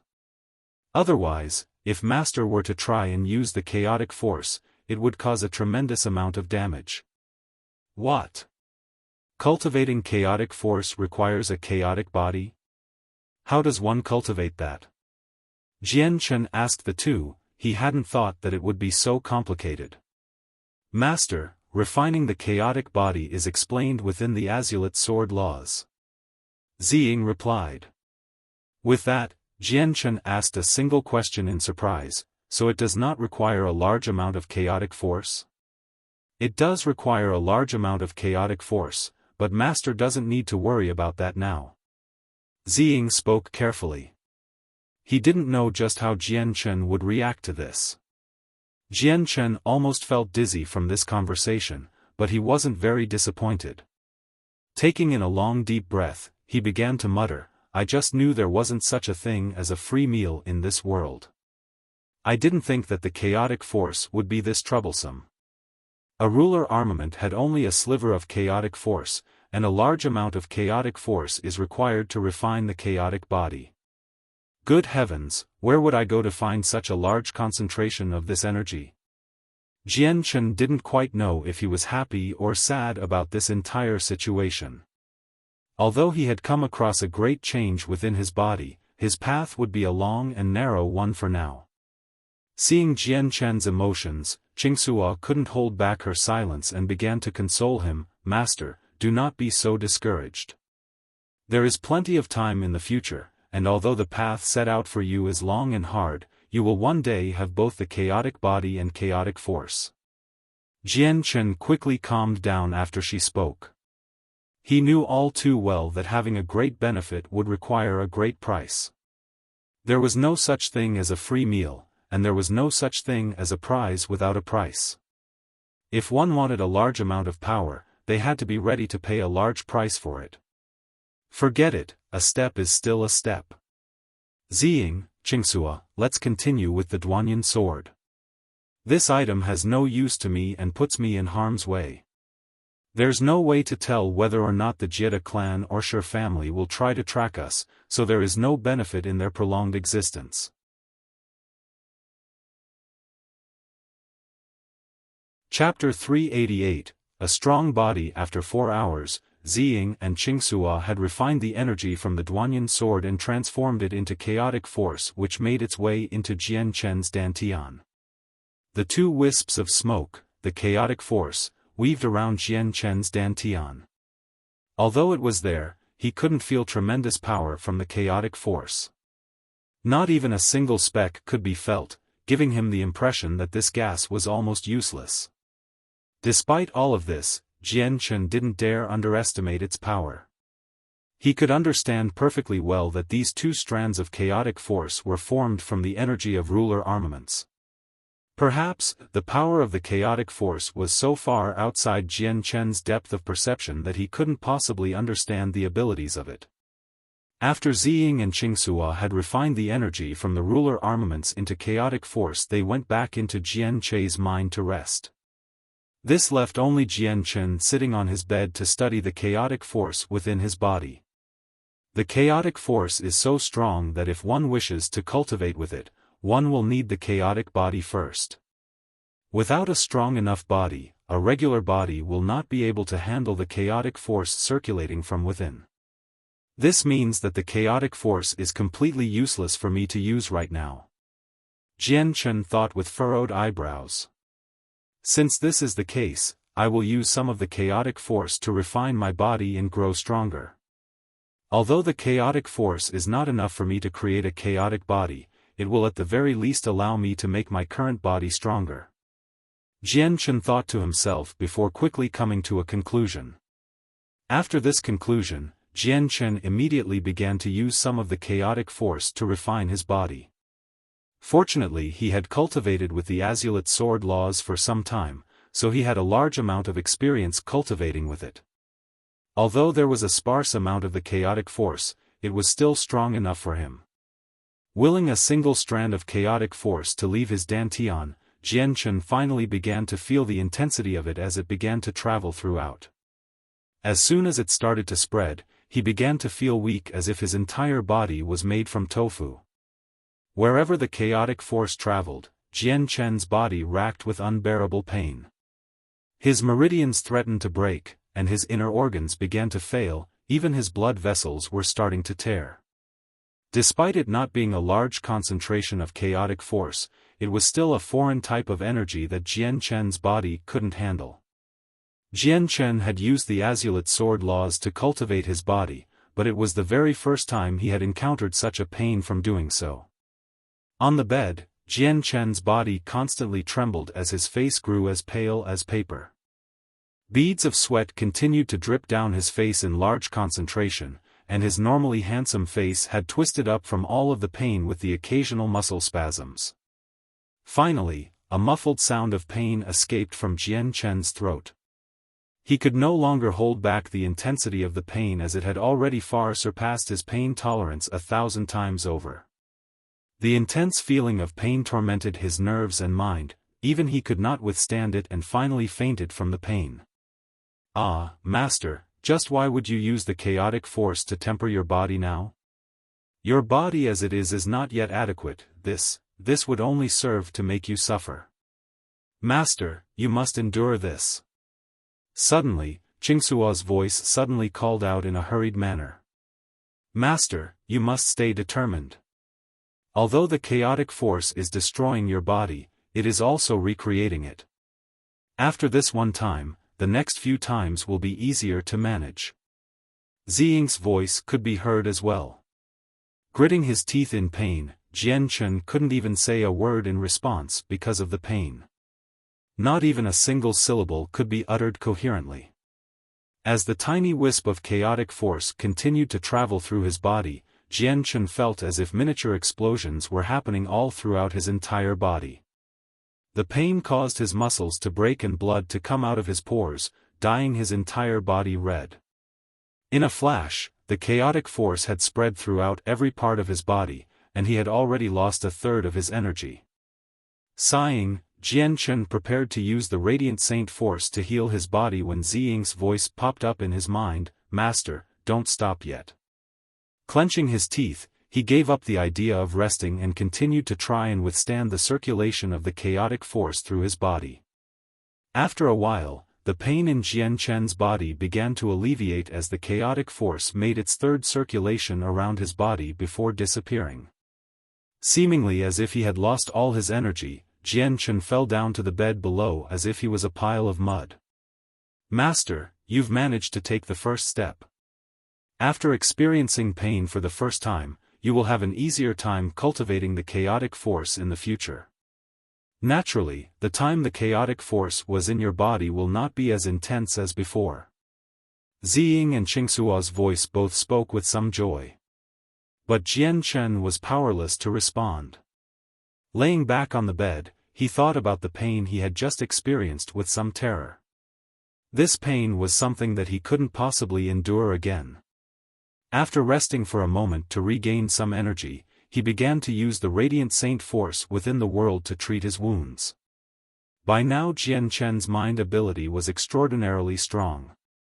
His ability to control the Radiant Saint force was far better than before, so the entire room basked in the milky white glow. However, since it was daytime, the light wasn't all too obvious and would escape any regular person's notice. This time, Jian Chen had only spent 2 hours before his body was fully recovered, since the healing effect was far stronger than before. Jian Chen stood up from his bed and inspected his body. This time, he could feel that his body was definitely stronger than before, but however much stronger he was now, he didn't know. Noticing that his body and clothes were drenched in blood, Jian Chen took out a towel and wiped himself clean before putting on a new pair of white robes and leaving the room. Right now it was already noon. Spreading out his senses, Jian Chen quickly found out where little Fatty was and soared over to him. Because Jian Chen was flying toward little Fatty in the direction he was facing, the Fatty quickly noticed Jian Chen. Stopping what he was doing, little Fatty looked at Jian Chen respectfully. "Jian Chen, flying in the air must be great, huh?" Smiling, Jian Chen replied, "Little Fatty, you have an amazing father and grandfather. I believe that you will be able to reach the Heaven Saint Master realm soon enough. It's far too early to see. I heard my father say that he was 56 years old when he became a Heaven Saint Master. I'm only 21 years old, that means I've still 30 years to go." Little Fatty spoke somewhat subdued. He was still only a primary Great Saint Master that had only made the breakthrough a month ago. However, being a Great Saint Master at the age of 21 was the sign of a genius within the Tianyuan continent. Furthermore, he had done so by painstakingly cultivating by himself without any other resources. Slapping little Fatty's shoulder, he consoled him, "Little Fatty, don't be discouraged. Your current prowess is already great. In the outside world, the amount of people that reached the Great Saint Master realm at your age can be counted on your fingers." At the very mention of the outside world, little Fatty's eyes lit up straight away. His eyes stared into Jian Chen as he asked, "Really? Jian Chen, then I would be considered amazing in the outside world?" That's. Little Fatty, I'll tell you about that later. I came to find you for your help. Jian Chen quickly avoided the subject. "What's the problem?" "Speak, Jian Chen, I'll definitely help you." Little Fatty immediately stood straight up and pledged. Taking a few steps back, Jian Chen spoke honestly, "Little Fatty, use your saint weapon to strike me." Attack you?" Little Fatty was stunned at the request. "That's right. Little Fatty, even if you strike me, you don't have to worry since it won't do much damage." Jian Chen spoke seriously. Little Fatty began to hesitate for a moment, but when he thought about how Jian Chen was a Heaven Saint Master, his heart began to calm down. "Fine then, but you can't hit me. I'm not a match for you by any means." With that, little Fatty's saint weapon appeared in his hand in the form of a pitch-black battle-axe. Seeing this, Jian Chen looked at little Fatty with some surprise. "Little Fatty, don't tell me you have a dark attributed saint force?" He nodded his head, "That's right. My father told me that the dark attribute is a rarely seen thing, but my grandfather has the same attribute as well. Elder Xiao is also a dark attribute cultivator." Jian Chen thought, but he was quickly cut out from his thoughts as little Fatty spoke. "Jian Chen, be careful, I'm going to strike." Little Fatty's battle-axe began to glow a dangerous dark color before he charged straight for Jian Chen. Because little Fatty was under the misunderstanding that Jian Chen had wanted to test his own strength, he didn't hold back his strength at all and swung his axe. There was only a flash of dark light as little Fatty's axe ripped through the sky and smashed against Jian Chen's shoulder. The violent amount of saint force rippled through his saint weapon before ripping apart Jian Chen's clothes at the shoulders, revealing the pale white skin underneath. Seeing how Jian Chen hadn't dodged at all and received the full blunt of the attack, little Fatty's face grew white as he cried, "Jian Chen, why didn't you dodge?" In the next moment, his eyes widened as he looked on in disbelief. That was because he had noticed that Jian Chen had received no damage at all despite putting up no defense. At the very most, there was a faint impression on his shoulder. How is that possible? Am I going blind or something? Little Fatty couldn't believe his eyes. He had swung with all of his might, but his strike hadn't even managed to break the skin. Ha ha ha! Seeing just how he had taken no damage at all, Jian Chen began to laugh with a great smile. His heart had soared with joy at this. A chaotic body was extremely strong. His body had become extremely strong after tempering it with just a single wisp of chaotic force. If he continued to temper his body like this, an Earth Saint Master or even a Heaven Saint Master would not be able to harm him.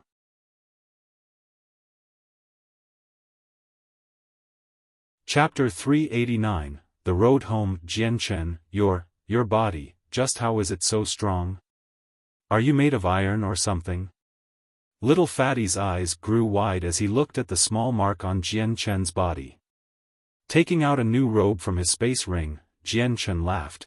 Being made of iron would be a stretch, but my body is definitely stronger than an ordinary person. There was some fascination to Little Fatty's eyes as he spoke. How did you strengthen it? It's like you transformed your body. Laughing, Jian Chen didn't give an answer. Looking at the still unfinished field, Jian Chen asked, Little Fatty, do you need my help? Yes, of course. My dad and grandfather went to plant corn and I'm left with all the vegetables here. You came here just in time. With 2 people, it'll take no time at all to finish the rest of the planting. Little Fatty spoke very casually with Jian Chen and handed several seeds to him.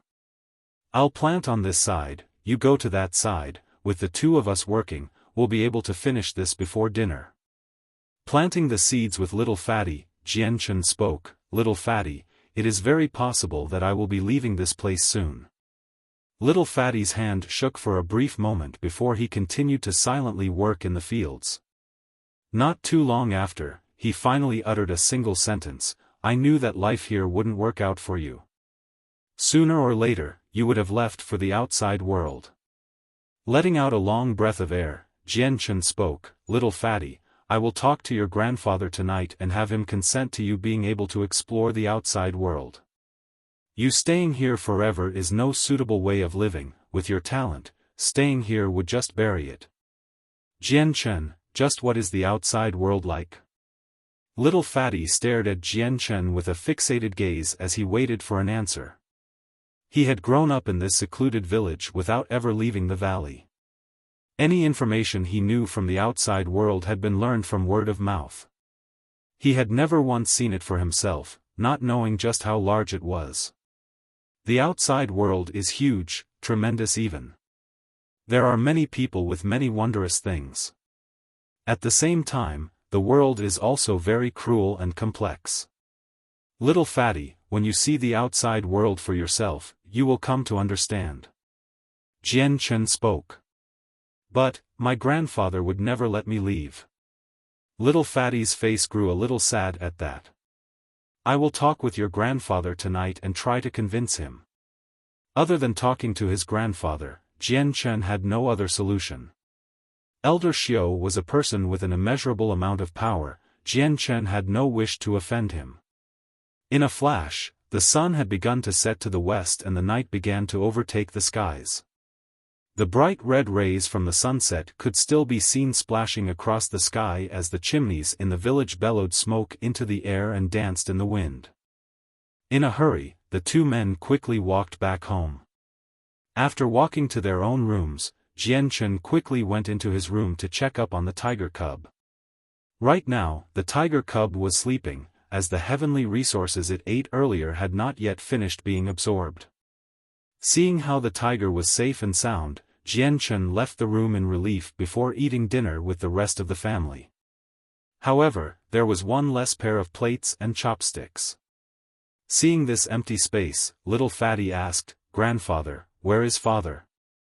Little Fatty, your father has some matters to take care of, eat your meal. Elder Xiao smiled kindly with an affectionate gaze toward the fatty. Got it. Little Fatty replied before growing slightly dark. He knew that with his father had gone to the outside world, the world that he himself yearned to go to. Jian Chen's eyes flickered over to Elder Xiao for a moment as he hesitated. Then, he finally opened his mouth and spoke, Elder Xiao, have you never thought about little fatty going out to gain some experience? As he spoke, Jian Chen's eyes stared heavily at Elder Xiao. As expected, the elder's face began to change in color, but Jian Chen quickly spoke up before Elder Xiao could reply. Elder Xiao, allowing little fatty to live in this village his entire life would be detrimental to him. If he lives here for his entire life, little fatty will miss out on the many pleasures in life. Living here would not truly be growing up. If he doesn't experience the wind and rain of the outside world, he won't experience a true growth. I'm also sure you know of little fatty's dislike for this life. If you care for little fatty's growth, you shouldn't keep him forever locked up in this village. This is no way to become an adult. In the end, this would only serve to harm him instead of helping. Hearing this, the elder went quiet for a moment. He had traveled the continent himself for many years and experienced many things, so he could understand little fatty's desire perfectly clear. The problem was that he truly did not wish for little fatty to venture out into the outside world. With his countless experiences, he had seen straight through the very essence of the world, and now he only desired for little fatty to live safely within the valley. If he stayed in this valley, then little fatty would stay as pure and innocent as snow without being polluted by the mortal world. Jian Chen continued to fire off reason after reason for the elder to hear for the sake of allowing little fatty to leave the valley. Racking his mind for any reason imaginable, Jian Chen tried his best to use them all as an argument. As if Jian Chen had addressed each of Elder Xiao's worries, he was completely silent throughout the meal and ate in a stiff-like movement. Grandfather, it wouldn't be right to grow up without seeing the outside world at least once. I really wish to go out just once. Little fatty looked at his grandfather almost pathetically. Father, Jian Chen speaks the truth. I know that you have reached a realm that we cannot even dream of seeing and seen things we have not seen, but little fatty is an inexperienced great saint master who has not experienced many things. He has no idea what goes on in the outside world, and the things you've seen, he has not. If he does not go travel the world, then he will never mature as an adult. Father, if you truly look out for little fatty's best interests, let him experience the world for himself and increase his knowledge. If he comes across some trouble in the future, he must learn to face it with his own power. Little fatty's mother spoke out earnestly with a kind yet naturally refined voice. Her words were filled with the bearings of a refined woman, one that came from a wealthy family. At Jian Chen's and little fatty's mother's twin-prong assault, Elder Xiao finally let out a long sigh. Forget it, forget it. Your words are not without flaws. I was stubborn for far too long. Little fatty, if you truly wish to explore the outside world, your grandfather will not stop you. Really? You'll really let me explore the outside world? Little fatty was overjoyed. Seeing the look of pure joy on little fatty's face, Elder Xiao couldn't help but sigh to himself mentally. Looking into his heart, he concluded that when he made little fatty stay here, it was the wrong choice of action. Placing another mouthful of food into his mouth, Elder Xiao said, Little fatty, if you want to leave, then your grandfather won't stop you, but you must have the strength of an Earth Saint Master before you can go. All right. Father, I'll work hard at cultivating and make the breakthrough to become an Earth Saint Master. Little fatty was not discouraged at all. Seeing how happy little fatty was, even his mother couldn't help but let out a smile as well. 3 days quickly went by peacefully. On the third day, Jian Chen and little fatty were both cutting down timber in order to rebuild the burned-down house Jian Chen was in. This was the promise that Jian Chen had made. After completing the house, Jian Chen had bid farewell after promising that the two would meet a year from now at this spot. When little fatty becomes an Earth Saint Master, they would leave together. Until then, Jian Chen would leave with the tiger cub. Before he left, however, Jian Chen held a space ring. This was given to him by Elder Xiao and contained many of the heavenly resources from the nearby mountain ranges. For the sake of the tiger cub, these resources were given to Jian Chen. With the tiger cub, Jian Chen flew far away from the valley without stopping so that he could find a space gate to return to the Jesson Kingdom. The distance from here to the Jesson Kingdom was far too wide. Even if Jian Chen were to fly the entire distance without stopping, it would take a tremendous amount of time and energy. So, the only solution was to use a space gate. Unfortunately, space gates were exceedingly rare throughout the Tianyuan continent. Although there was a space gate in Mercenary City, he wasn't able to use that one. Other than Mercenary City, however, Jian Chen had no idea where the closest space gate could be. The tiger cub suddenly began to growl, breaking Jian Chen out of his thoughts. Looking down, he could only see the cub staring off in the distance at some large piece of land while both of its paws swung wildly in midair. Jian Chen was unable to figure out just what the cub was trying to do or what it was thinking about. The tiger cub's rear paws pressed against Jian Chen's chest as its front two paws scratched in the direction of the forest. The wings on its back began to unfold almost as if it was about to fly out from Jian Chen's embrace. Holding the cub tightly, Jian Chen gently caressed its head before following the cub's stare and landing on a nearby tree branch. Transitioning to the ground, the cub leaped down and began to break out into a wild run towards several trees that were hundreds of meters tall. When Jian Chen arrived, he couldn't help but to laugh out loud. It turns out that this place was filled with spirit mushrooms. They were purple in color and weren't all too large. At the very most, they were 20 centimeters tall and 10 centimeters wide. But when the tiger cub saw them, its mouth began to water, allowing Jian Chen to realize these were heavenly resources. Although the size and age of a spirit mushroom was generally small and young, not every heavenly resource needed to be old in age or big in shape. Carefully picking some of the spirit mushrooms, he gathered some for the impatient tiger cub and began to feed them to the cub, who purred affectionately. "Come and eat some." Jian Chen laughed as he fed them one by one into the cub's jaws. With a cheerful purr, the cub continued to swallow the mushrooms before quickly going into hibernation to absorb their energy.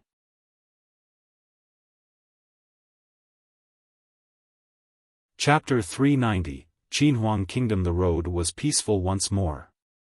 Jian Chen never met another flying magical beast as he flew past the mountain ranges.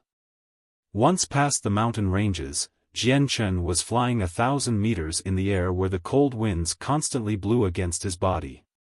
His white robes fluttered in the wind with a flapping sound. His left hand held the white tiger cub, and his right hand held a map he had gotten from his space ring. This map contained details of the surrounding area to a good extent, but the Jesson Kingdom was still too far away, so Jian Chen couldn't use the map to travel there. Jian Chen's eyes scoured the map as he looked at all of the nearby kingdoms in the area around Mercenary City. For a brief moment, his eyes looked back to Mercenary City and gave a small sigh before looking elsewhere. He knew that he had more than enough strength to help the Jesson Kingdom in its time of need, but because he had no idea on the current circumstances of the kingdom, he needed to get back there as soon as possible. If he waited too long, then the Jesson Kingdom would be overrun and his family exterminated. To Jian Chen, the latter was something he was not willing to see nor experience. So, his only goal was to find a space gate and then use it to travel to the Jesson Kingdom in the fastest way possible. Suddenly, the kingdom, Qinhuang, popped up in Jian Chen's eyes. Taking a look, Jian Chen's eyes began to sparkle as he quickly thought back to the friend he made, Qin Ji, during the gathering of the mercenaries. His hands began to shake as he took out the piece of jade from his space ring. On the jade piece, there was the single word for Qin engraved on it. This was the gift that Qin Ji had given to him before the two had parted. Looking at the considerably expensive piece of jade in his hands, Jian Chen began to hum as he thought to himself, Qin Ji has a ruler armament and a barrier protecting him. That would mean the Qinhuang Kingdom is quite strong, perhaps they would have a space gate. Jian Chen suddenly came to a stop in midair as he hesitated. With a final conclusion, he started to fly toward the Qinhuang Kingdom. Whether or not the kingdom had a space gate, he would give it a try. The Qinhuang Kingdom was only 100,000 meters north of Mercenary City, making the distance from where he was to the kingdom approximately 120,000 kilometers. If he wanted to go there, it would take a considerable amount of time. Using the wind elements in the world to help speed him up, Jian Chen began to travel at a pace that was relatively slower than the time when he had used the Heaven's Stolen Fortune and the Illusionary Flash combined. However, it still took him 2 hours in order to travel 1,500 kilometers. In this manner, 24 hours would be enough for him to travel nearly 20,000 kilometers. In 7 days, Jian Chen had finally arrived at the border of the Qinhuang Kingdom. These 7 days had been taxing for Jian Chen. He had very few breaks and the tiger cub constantly ate the heavenly resources before falling asleep right after. However, the tiger cub was growing at a decent speed now. His body was already a meter long and already weighed close to 50 kilograms. This however made holding the cub to his chest very difficult. Moreover, the cub was already at the level of a Class 2 magical beast. Because of the cub's innate nature of being a heavenly tiger god, it could constantly devour the heavenly resources without a problem, unlike humans who used monster cores. After a while, a human would come across troubles that would shake their foundation and bring about major damages if they did not regulate their usage of monster cores, but this tiger did not have such a limitation. In front of him, there was a 100-meter-tall ancient wall that stretched beyond the lands like a long dragon, giving anyone the impression that they were looking at a mountain range instead. On top of the ancient gates was a gigantic board that said 3 words, Qinhuang Kingdom. This was the stronghold of the Qinhuang Kingdom. As he drew closer, the originally quiet stronghold began to buzz with activity. Floating 1,000 meters high in the air, he could see the ant-like people down below flowing in and out of the stronghold, trading their wares. Jian Chen didn't bother with going through the gates and instead flew overhead without bothering to hide himself either. Although his movements had not gone unnoticed by several soldiers, the soldiers did nothing to stop him. Instead, they continued to watch him fly by with envious looks. Heaven Saint Masters were individuals that commanded this privilege of being able to go as they pleased without being stopped. The Qinhuang Kingdom was extraordinarily large, 4 or 5 times larger than the Jessan Kingdom. After traveling for another 10,000 kilometers, he finally reached the capital city, Qinhuang City. This was a king's city, a city that was second in rank compared to 7 of the continent's capital cities, but its grandeur was great nonetheless. Flying into Qinhuang City, he drew close to the palace and descended onto the ground while holding the tiger cub. Together, the two continued inside. "Halt, what are you doing?" Several guards at the Great Saint Master level instantly moved forward to obstruct Jian Chen's path. Jian Chen flashed the jade piece and spoke, "I am looking for Qin Ji." "Outrageous, just how dare you call the third prince so casually?" One of the rear guards instantly rebuked. "Third prince?" At this, Jian Chen's heart skipped a beat. He had no idea that Qin Ji held such an illustrious position within the kingdom. When one of the vanguards heard Jian Chen call out Qin Ji's name, his eyes narrowed dangerously. However, when he saw Jian Chen hold up the jade piece, he started with a cry, "That is the Qinhuang jade given from His Majesty." At this, the guard that had cursed out from the back instantly clutched at his neck and retreated without a sound. "My lord, if you would allow me to inspect the jade piece." The vanguard head spoke out courteously, a 180-degree shift from just a moment ago. Without any complaints, Jian Chen handed over the jade piece to the guard. That guard accepted it with a polite manner and began to carefully turn and rotate the piece in order to inspect it. After ensuring that it was authentic, he gave it back and spoke, "My lord, if you could give us your name, we will report it to the third prince at once." "Jian Chen." "Lord Jian Chen, please wait a moment." The guard saluted as he called out for a person to come close. Whispering an order into his ear, he sent the man to go running into the palace straight away. The time Jian Chen had spent waiting was not short. After an hour of waiting, a luxuriously dressed youth came walking out of the palace in a hurry. Right behind him were two beautiful-looking women. "We greet the third prince." When the youth came out, the dozen great Saint Master Guards all immediately knelt down and cupped their hands in greeting. This youth was Qin Ji. All raise then. Qin Ji spoke calmly before looking toward Jian Chen. However, when he saw just how he looked, Qin Ji's face was surprised for a moment before laughing. "Brother Jian Chen, I had no idea that it was really you. You've really changed this time. Not only is your hair gone, but even your eyebrows and eyelashes too. Did you get roasted by a fire? I could barely recognize you." Hearing this, Jian Chen could only chuckle in embarrassment. "The recent weeks have been quite troublesome, so I look rather pitiful right now." After exchanging several words, Qin Ji ushered Jian Chen into the palace where a scrumptious feast was laid out in a palace hall made of gold and splendor for his welcome. During the feast, Jian Chen and Qin Ji both talked joyously about many things as if they were good friends that had not met in years. Every so often, a great big laughter could be heard from one of the two. After the meal was eaten and the wine was drunk, Jian Chen arrived at the heart of the matter. With a grim face, he asked, "Brother Qin Ji, I came to you today for your help on an important matter." Qin Ji had already known Jian Chen was not the type of person to visit a temple without a cause, so he laughed, "Brother Jian Chen, what is it that you need my help on? If I can do it, then I, Qin Ji, will not hesitate to do so." With an even more serious expression, he spoke, "Brother Qin Ji, I am in dire need of a space gate. Would you know whether the Qinhuang kingdom has one or knows the location of one?" For a moment, Qin Ji stared blankly, but he quickly began to laugh in relief, "And here I thought it was something major." "Brother Jian Chen, you were correct in coming to the Qinhuang kingdom for a space gate. Aside from Mercenary City, Qinhuang City is the only one to have a space gate within 100,000 kilometers."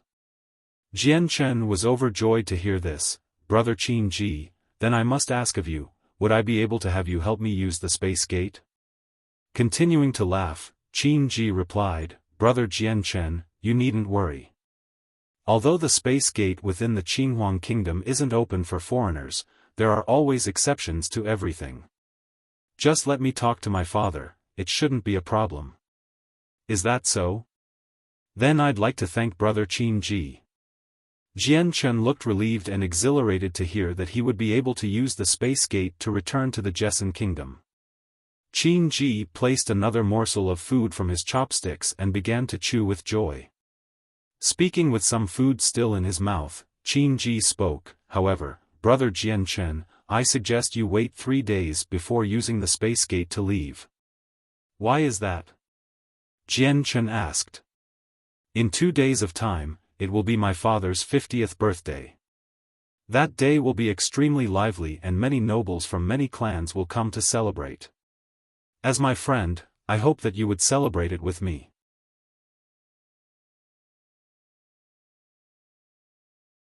Chapter 391, Provocation. Jian Chen hadn't any desire to decline Qin Ji's request, so he agreed to it quite enthusiastically. As a result, Jian Chen came to live within the Qinhuang palace with the lifestyle of an immortal, but this was not the lifestyle that Jian Chen was accustomed to. At night, he would sleep within one of the guest rooms with several armored guards and even some maids waiting outside. The first were to guard Jian Chen while the latter were to serve him. Even when he walked around the palace, several guards and maids would follow from behind. If it weren't for the fact that Jian Chen knew that all wealthy men had such a privileged life like this, he would have assumed that they were here to supervise him for any dangerous activity toward the palace. On the second day, Qin Ji had woken up Jian Chen early in the morning before taking him on a stroll around the palace. On the stroll, he pointed out many of the different types of scenery within the place. Jian Chen never brought the tiger cub with him since he didn't wish for the cub to be subjected to the eyes of a lord. So, to ensure that the cub was safe, he would feed it a large amount of heavenly resources and would wait for it to fall into a deep sleep before walking out. The palace was extraordinarily large, and even after walking for almost the entire day, they had only managed to travel 2/3 of it. Some of the remaining areas were forbidden to outsiders, however. In the meanwhile, Qin Ji had introduced Jian Chen to many different lords and the daughters of the nobles. Their ages weren't all that too far away from the two, but whenever Qin Ji introduced Jian Chen, he only said that Jian Chen was a friend made from a personal friendship. Thus, the lords gave Jian Chen contemptuous looks. Maintaining a look of resoluteness, Jian Chen said nothing. However, the illustrious daughters of the nobles oftentimes gave him strange looks. Some of them even spoke to Jian Chen with a friendly manner and exposed their intent to be friends clearly. However, this newfound popularity of Jian Chen had earned the ire of even more nobles. The majority of them had already started to give Jian Chen envious and heated looks. Straight after Qin Ji and Jian Chen had split ways, many of the nobles had already ordered for someone to inquire about Jian Chen's identity and background. In the end, many of them couldn't help but sigh in relief as they heard that Jian Chen wasn't a part of any political power and was an unknown entity. In accordance to their guesses, even if Jian Chen had some type of background, the party behind him was far too inferior to be talked about in public. In the evening, Jian Chen had finished the daytime activities and returned to Qin Ji's palace to eat a meal. This was his personal abode and was suited with many different facilities for his every need. Just as Qin Ji and Jian Chen were enjoying their meal, an armored soldier suddenly came into the palace and knelt to the ground respectfully. A report for the third prince. Princess Qin Shuang, Princess Qin Yubing and the Princess of Funan have arrived at the Flowing Clouds Palace. The Flowing Clouds Palace was the name of Qin Ji's palace. Hearing this, Qin Ji's eyebrows furrowed together as he muttered, "Strange, what are they up to?" Then, as if coming to a realization, he gave a meaningful look to Jian Chen and laughed, "Then, let them in." "Yes, third prince." The guard spoke before retreating outside. After the guard had left, Qin Ji toasted a cup with Jian Chen. "Brother Jian Chen, the relationship between the three of them and me is not anything significant. This is the first time they've come to my palace. It seems that it's because of you." Jian Chen cleaned off the wine cup with a bitter smile. "Brother Qin Ji, you speak so sarcastically." Widening his eyes, Qin Ji spoke sternly, "Sarcasm? I am not." "Jian Chen, if you don't believe me, then just wait and see." Very soon, 3 beautiful flower-like women walked into the palace. These 3 young princesses were the 3 princesses he had met in the imperial palace during the day. Princess Qin Shuang gave an unruly wink toward Qin Ji as she spoke. "Elder brother, Qin Shuang has grown so much, and yet you're not welcoming me into your palace for the first time?" Laughing, Qin Ji spoke, "Welcome, welcome. How could I not welcome you? Sisters, Princess of Funan, please come sit and eat." Maid. Another 3 sets of dinnerware. The 2 princesses and the Princess of Funan were all outspoken women, but their words were filled with noble auras and they spoke of their thanks to Qin Ji. As the 3 sat down, Qin Yubing cast a glance toward Jian Chen before speaking to Qin Ji. "Ah, elder brother, you haven't introduced your sister to your friend here. Your sister is very curious, just how did you two meet?" Giving a quick wink to Jian Chen, he laughed and explained, "There's no harm in telling you. Brother Jian Chen and I actually met at the gathering of the mercenaries. The 2 of us became close friends straight away. Furthermore, this brother of mine is actually the king of mercenaries." "Ah, so he is the Jian Chen who won first place at the gathering of the mercenaries." The 3 princesses looked on in shock. Their opinion of Jian Chen had changed drastically, their eyes shining strangely bright. Seeing how the princess's eyes were starting to sparkle, Jian Chen couldn't help but give a small smile before glaring at Qin Ji. Pretending to not have seen it, Qin Ji's lips curled into a small smile as he continued to eat the meal on the table with a relished gusto. "Wah, so you're really strong, Jian Chen. If you were able to become the first-place ranker at the gathering of the mercenaries, then that means you're stronger than our elder brother." Come, Situ Yen, toast you. The Princess of Funan immediately raised a glass as she spoke to Jian Chen with a chivalrous tone. Following Situ Yan's example, Qin Shuang and Qin Yubing both raised their glasses as well as they toasted Jian Chen. Unwilling to shirk away from this, Jian Chen stood up and held up his own glass in response to the three princess' kind words. Touching cups with the there, he was just about to bring it up to his own mouth before a loud cry came out from outside. Lord Xiaofan, you can't go in. Without the permission of the third prince, no one can enter the Flowing Clouds Palace. Lord Xiaofan, please don't make things difficult for us. Without the third prince's permission, you cannot enter this place, step aside. Who do you think I am? Visiting the third prince should warrant no notice. All of a sudden, a 25-year-old youth came bursting into the palace in a grandiose manner.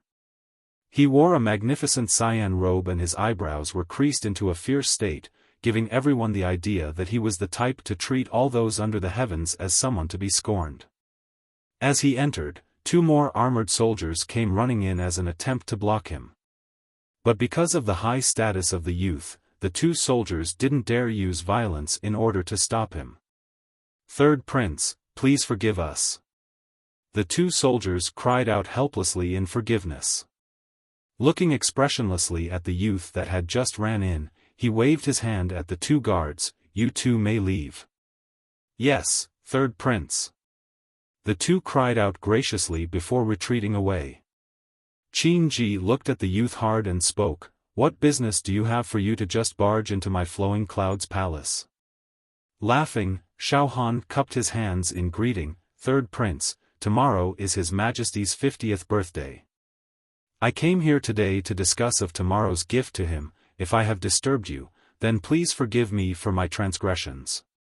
Looking to the side at Qin Shuang, Qin Yubing, and the Princess of Funan, his expression grew flabbergasted as he cried, Ah, the two princesses and the Princess of Funan are here too? How coincidental. Dear princesses, what might you three be doing here? Xiaofan looked at the four cups being raised in the air. But a sight like this didn't require an idiot to figure out the situation. Xiaofan's eyes held an undisguised amount of envy, but he managed to let out a smile. Dear princesses, could it be that you three are giving a toast to the third prince's friend? Qin Shuang, Qin Yubing, and the Princess of Funan looked at him with a look of utter loathing as if they were all equally disgusted by him. Qin Yubing didn't even spare him another glance and turned back to Jian Chen with the cup raised, Let us toast. Her voice was exceedingly gentle and would cause any male to feel happy to hear it. After her suggestion, Qin Shuang and the Princess of Funan raised their glasses up with a smile. At this sight, Xiaofan's fury burst with envy as he promptly shouted, This cannot do. Three princesses worth their weight of gold and all of illustrious backgrounds drinking wine with a stranger? Have you lost your identity? Straight away, Qin Ji exploded with anger as well. His previously expressionless eyes grew icy cold as he thundered, Xiaofan, what is the meaning of your words? Could it be that a friend of Qin Ji, is not worthy of drinking with these three princesses? Giving an apologetic smile, he spoke with a moderate tone, Third Prince, please quell your anger. What I said is nothing but the truth.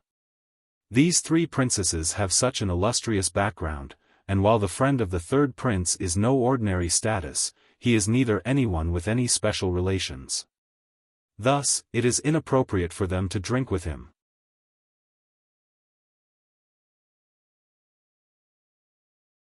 Chapter 392, Using chopsticks as weapons. Xiaofan's words caused Qin Ji's face to instantly grow dangerous. But before he could say anything, Qin Yubing spoke out toward Xiaofan with an icy glow, Xiaofan, whomever we drink with is of no concern to you. That's correct. Xiaofan, you are overstepping your boundaries. Whatever we wish to do has nothing to do with you. Qin Shuang said. Xiaofan, you think too highly of yourself. If it were not for your grandfather, you wouldn't even be qualified to step within the Qinhuang Palace. You think that you are amazing, or terrific even so that even elder brother is below your station? Your grandfather has wasted all those magical panaceas, but you are only a great saint master, what a waste. The princess of Funan lashed out verbally, not caring for Xiaofan's honor. Hearing this, Xiaofan's face began to grow darker and his eyes frosted over. Qin Shuang and Qin Yubing were both princesses of grace and beauty, women that he had constantly chased after. Once he had even announced his affection for the two, but he had been rejected without mercy. Xiaofan did not give up his pursuit because he believed that with his position within the Qinhuang kingdom, it was only a matter of time before he and one of the two would be engaged. Having his grandfather propose to His Majesty for this arranged marriage would not be too difficult. He had never thought that the two people he had always chased after would unexpectedly go with a stranger unknown to him and speak such unpleasant words for him to hear. To the boisterous noble, this was an unwashable insult. The princess of Funan had especially spoke words that were as sharp as a sword before piercing into his heart. It was a deep insult to him, causing him to grow speechless and pale. Seeing how offended Xiaofan was, Qin Ji began to smile in delight as he spoke. Xiaofan, right now my brother and the three princesses are eating a meal. I've already planned for my father's present, so there is no need to discuss it. You may leave. With that, Qin Ji looked outside, take Xiaofan back to his place. Immediately two maids came forward and courteously brought Xiaofan away from the palace. Lord Xiaofan, if you please. Xiaofan let out a violent snort of air as the anger within his heart combusted. All of his extreme anger and envy was forced straight upon Jian Chen's head and had already reached the highest point of anger. Good, good, good. Princess Funan, you say that I am not equal to the third prince. I, Xiaofan, recognize that. That is because compared to the heaven-gifted genius like the third prince, I am inferior, but let me ask you. Could that stranger right there be any more amazing? He has only his looks to fall upon. His status, his position, his power, where does he compare to against me? Xiaofan spoke, emphasizing each word. His anger and envy had already caused him to lose all reasoning. The princess of Funan revealed a sneer as she looked at Xiaofan with scorn. Xiaofan, your position only came to be because of your grandfather and not your own strength. As for strength, she paused for a moment as her vibrant eyes turned to look at Jian Chen while ignoring Xiaofan. As for this man's strength, if you cannot compare to the third prince, then you cannot even hope to stand against Jian Chen. Humph. He is nothing. I won't believe that he is stronger than me. Xiaofan snorted in anger as he stared at Jian Chen vehemently. Kid, I, Xiaofan, challenge you. Do you dare to accept? Jian Chen's eyebrows furrowed together. This Xiaofan was not at all pleasant to talk to. At this moment, Qin Ji spoke. Xiaofan, the princess of Funan speaks the truth. You are not an opponent for my brother, so save yourself the disgrace. You too take Lord Xiaofan back. Qin Ji spoke flatly toward the maids. He too did not have a favorable impression of Xiaofan and didn't bother to honor him. Yes, third prince. Lord Xiaofan, scram. The two maids tried to lead Xiaofan out of the palace but he immediately pushed them aside and glared dangerously at Jian Chen. A strong amount of saint force began to form around his right hand before forming a giant broadsword before pointing the tip at Jian Chen. Do you dare accept? Xiaofan's provocation caused Qin Ji to explode with anger. Slamming the table, he exploded. Xiaofan, the Flowing Clouds Palace will not accept this behavior. If you continue this behavior, then don't blame Qin Ji for not sparing your face. Xiaofan had already lost his reasoning to his anger, so the third prince's words had gone in one ear and out the other. Pointing his sword at Jian Chen, he repeated, Do you dare accept? Impudence. Qin Ji's palm slammed on the table once more in anger as if he was about to prepare to deal with this himself. Jian Chen lifted his hand to stop Qin Ji as he stared at Xiaofan. Brother Qin Ji, if this brother here wishes to challenge me, then I will comply. Qin Ji hesitated for a moment before nodding his head. Brother Jian Chen, then please do be lenient. Please be what? Teach him a good lesson. He annoys us every day to death almost. Qin Shuang spoke in discontent. That's right, I hate him. Qin Yubing had a look filled with disgust. Jian Chen looked at Xiaofan. Make your move then. Let's go outside. This palace is too small and I have no desire to destroy the third prince's palace. He snorted. No need, Jian Chen shook his head. I don't feel like moving. You may rest assured, we won't be breaking any part of this place. Jian Chen's casual attitude toward him caused Xiaofan's anger to explode 3 times over. How arrogant, I'll make sure you pay the price then. With that, he raised his giant saint weapon and charged straight toward Jian Chen. Qin Shuang, Qin Yubing and the princess of Funan let out a small cry of alarm as they tried to move back to avoid the energy wave. With a snort, Jian Chen waved his hand. The chopstick from the table began to float up into the air with an azure and violet glow to it before shooting straight toward Xiaofan. Following a miserable cry of pain, the chopstick burrowed its way into Xiaofan's right arm to where the bone was, rendering mobility in it impossible. Jian Chen is quite amazing, too amazing, just too amazing. Jian Chen, how strong are you if you could use a single chopstick to beat a great saint master? Jian Chen, you absolutely must teach me. The 3 princesses all clapped their hands in adoration of Jian Chen, their eyes were already seeing stars.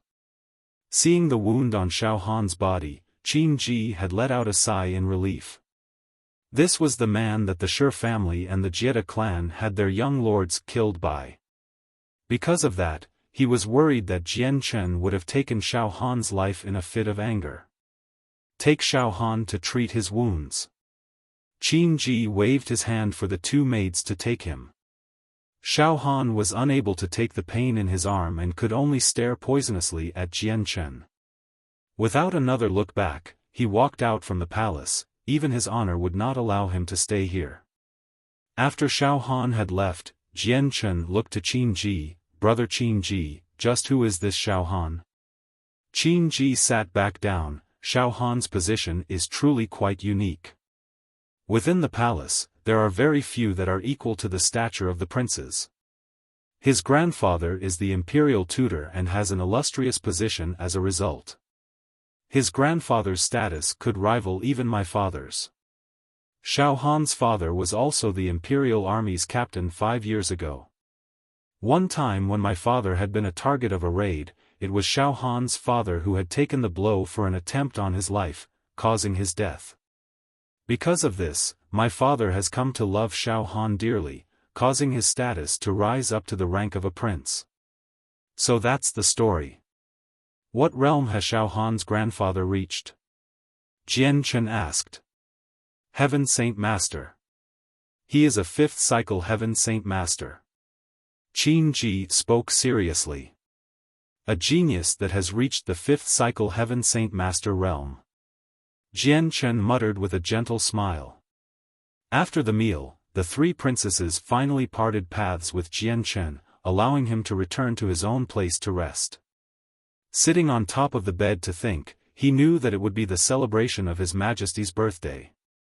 He didn't know just what type of present to give to a king. Aside from a heaven-tier battle skill, heavenly resources, and a Class 6 monster core, Jian Chen had essentially nothing to give. The heaven-tier battle skill was definitely not an item to be gifted, and a Class 6 monster core would not be an item worthy of being gifted to a king of the Qinhuang kingdom. At this moment, a light went off in Jian Chen's mind as his hand blurred, causing a small pill to appear in his hand. This was the 2nd Class 8 Radiant Spirit pill given to him by Elder Xiu. He wasn't too willing to part with it just yet, so he began to debate on what to do. But this Class 8 Radiant Spirit pill is the only item I could give. Jian Chen muttered. His Radiant Saint Force was far away from being equal to a Class 8 Radiant Saint Force. Plus, with his controlling method, it would be impossible for him to mass-produce them anyways.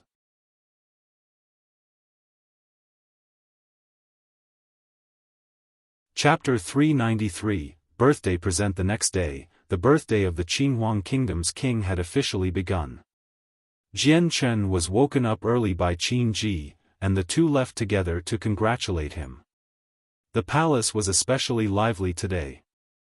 Many influential lords and nobles came to personally congratulate the king on this happy occasion. All sorts of political leaders and major powers came, and in short, everyone was of some importance. The Qinhuang kingdom held a lot of power and was second only to the three great empires. Within the continent, the Qinhuang kingdom was already considered one of the highest powers. Thus, every single territory within the kingdom and even the subsiding powers bordering the kingdom had sent men with gifts in order to celebrate this happy occasion. If it were not a lord or princess, it was a prime minister that came. Even several imperial advisors had come to pay their respects. Directly walking toward the main palace hall, Jian Chen and Qin Ji both saw well over 1,000 people standing around. Each one wore gorgeous robes or were figures that were well known throughout the kingdom. A wave of maids could be seen walking around the place with small platters of food in order to serve the guests. "We greet the third prince. We greet the third prince." Upon seeing Qin Ji arrive, many of the people there began to cup their hands in salute with extremely respectful greetings. Greeting them all with a kind smile, Qin Ji responded amiably without any sense of arrogance. Jian Chen followed behind Qin Ji silently. He was perfectly content not being in the limelight and did not wish for the spotlight to be put onto him. The nobles within the palace naturally paid very little attention to him. The vast majority only believed that Jian Chen was an attendant to Qin Ji and didn't spare him a second glance. The other part of the crowd took a neutral stance, but some noticed that Jian Chen was not any ordinary person. He was neither servile or overbearing in nature and carried himself with a graceful manner. Despite his age, he walked with a steady step that even a mountain could not attest to. Some of the stronger men in the room could even tell there was a strong pressure coming from him, causing them to look on in shock. "Strange, why is it that I feel as if I've seen that man walking behind the third prince before? Just where did this feeling come from?" One of the more richly dressed men stared suspiciously at Jian Chen as he muttered to himself. He was not the only person to have this hunch. Several other men within the palace had this same exact suspicion. They felt that he was a stranger, but they still couldn't shake off this feeling. "Brother Jian Chen, feel free to go rest somewhere, I still have several people to greet." Qin Ji spoke apologetically toward Jian Chen. Today was the 50th birthday of his father, so the king could not greet any of the people himself. However, these men were all high-ranking people, some from the surrounding kingdoms. They couldn't be received by just anyone, so the children would have to take up the mantle. Even this was considered to be a good opportunity for the prince to get to know people. It was with that excuse that they could make a foundation for political support when the time came to fight for the throne. Jian Chen was neither a child or an ignorant farmer from the thatched villages. He understood clearly just how important this gathering was for Qin Ji and did not argue. Taking a small snack to eat, he began to stroll to the closest corner of the room before enjoying the delicious-tasting pastries. Just then, a cyan-robed middle-aged man sat down right next to Jian Chen. Nodding with a smile toward the eating Jian Chen, he spoke, "Fellow brother, have we seen each other somewhere before?" Jian Chen lifted his head to look at the man. Seeing that the man was unfamiliar to him, he shook his head. "You must be mistaken. Perhaps I look like someone else?" Still skeptical, the man nodded his head. "Perhaps so. My name is Tai Muzhuang, what might your name be?" Jian Chen laughed. "This one is just a nobody and not even a member of the Qinhuang kingdom. My name won't be recognizable by sire even if this one speaks of it." Jian Chen finished off the pastry and left to go get a new one. After Jian Chen had left, Tai Muzhuang narrowed his eyes in doubt. "An unknown nobody? Is that really the truth? Why do I feel that I've seen you from somewhere? Even with his mutterings, he had been unable to think of an answer, so Tai Muzhuang had no other choice but to leave as well. His Majesty the King has arrived. At that moment, a long drawn-out voice could be heard announcing the arrival of the king. The noise within the palace instantly died out as everyone turned to look in the direction the cry came from. Everyone could see a golden, purple dragon-robed middle-aged man walking into the palace with an intimidating air. Right behind him was a single elder with a crane-styled hairdo. The king was turning 50 years old, but his appearance made him look as if he was 40 instead. He was smiling widely with eyes that flickered with vigor and wisdom. The Qinhuang Kingdom's king had 12 children. 7 of them were princes and the other 5 were princesses. The eldest was already 30 years old and the youngest was only 6. At this moment, those 12 children were walking right behind him. Greet His Majesty and wish him a long life and glory to the Qinhuang Kingdom. The entire palace began to speak out the words, "Long live and 1,000 years." Within the Tianyuan continent, these were the highest words of celebration that generally only the nobility of countries could hear. That was because 1,000 years was the lifespan of a heaven saint master. Saint rulers and saint kings weren't even able to live past 10,000 years and were generally within the thousands. Afterward, everyone began to give the gifts they had prepared. The vast majority of the items were all vastly valuable, some of them were even beyond the scope of what money could be. Apart from this, there was plenty of antique pottery and vases from several people as well as plenty of heavenly resources that were aged well over 1,000 years. After the majority of the men had presented their gifts, Jian Chen came walking forward with a purple and gold box. Striding forward, he presented it to the king with a smile. There is a Class 8 Radiant Spirit Pill within this box. I present this to His Majesty in congratulations on his birthday. Jian Chen spoke succinctly without any flowery words. A Class 8 Radiant Spirit Pill? I've heard only a 7th class Radiant Saint Master would be able to produce such a pill. It is a pill that is fully deserving of being called a true healing Catholicon. Not only can it purify any venom, but it could even rescue a person from the jaws of death. A Class 8 Radiant Spirit Pill can be rarely seen within the entire continent. This would make even hermits drool at the mouth to have such a life-saving treasure. Upon hearing the words, Class 8 Radiant Spirit Pill, the entire palace began to burst into commotion and admiration at this item. They all looked at the purple and golden box within Jian Chen's hands. Each one believed that such a high-leveled Radiant Spirit Pill had gone extinct since the only Radiant Saint Masters capable of making one were as rare as a phoenix feather. Furthermore, creating just one of these would require a tremendous amount of energy from them. The Class 8 Radiant Spirit Pill had moved even the king. If he wanted to obtain some sort of heavenly resource or any other priceless treasure, it was not at all difficult for him. A Class 8 Radiant Spirit Pill was a different matter. That was because items that could save one's life were far too priceless to be obtained. Following a stare from the king, a white-robed elder immediately came forth from the crowd. Taking the box from Jian Chen's hands, he took out the bottle from within and then began to inspect the thumb-sized pill from it.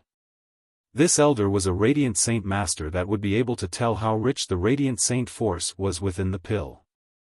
After making sure he wasn't wrong, the elder's face lit up in delight as he carefully put the pill back into the box and cupped his hands to the king. Your Majesty, this is truly a Class 8 Radiant Spirit Pill. The elder's voice held an emotional tone to it since he knew just how rare it was to see such a high-leveled pill. Standing right behind the king, Qin Ji sent an appreciative glance to Jian Chen. Even he knew just how priceless a Class 8 Radiant Spirit Pill was. For Jian Chen to unexpectedly gift such a pill to the king, the meaning would be loud and clear, allowing Qin Ji to feel happy. Even the other people standing by the king's side began to change their opinion of Jian Chen by smiling and nodding. A Class 8 Radiant Spirit Pill couldn't be given by just anyone. This action from Jian Chen had inadvertently solidified his status among everyone in the crowd. Hearing the confirmation from the elder, the king immediately began to laugh as he regarded Jian Chen in a new light. Remarkable brother, it only takes one look to know that you are a giant among the men here. I admit to knowing no noble that would relinquish such a priceless gift, but I am truly grateful. Father, he is called Jian Chen, a friend I have made from the outside. Before Jian Chen could even say anything, Qin Ji spoke out respectfully to his father.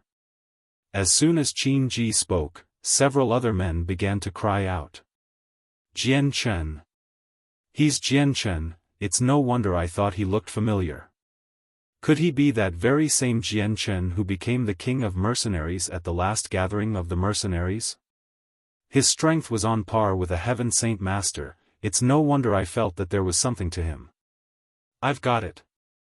He's that Jian Chen who became the king of mercenaries. I was there for the event, so no wonder I had thought he was familiar looking. It's because his hair is nearly gone so that I was unable to recognize him. Even his eyelashes are gone.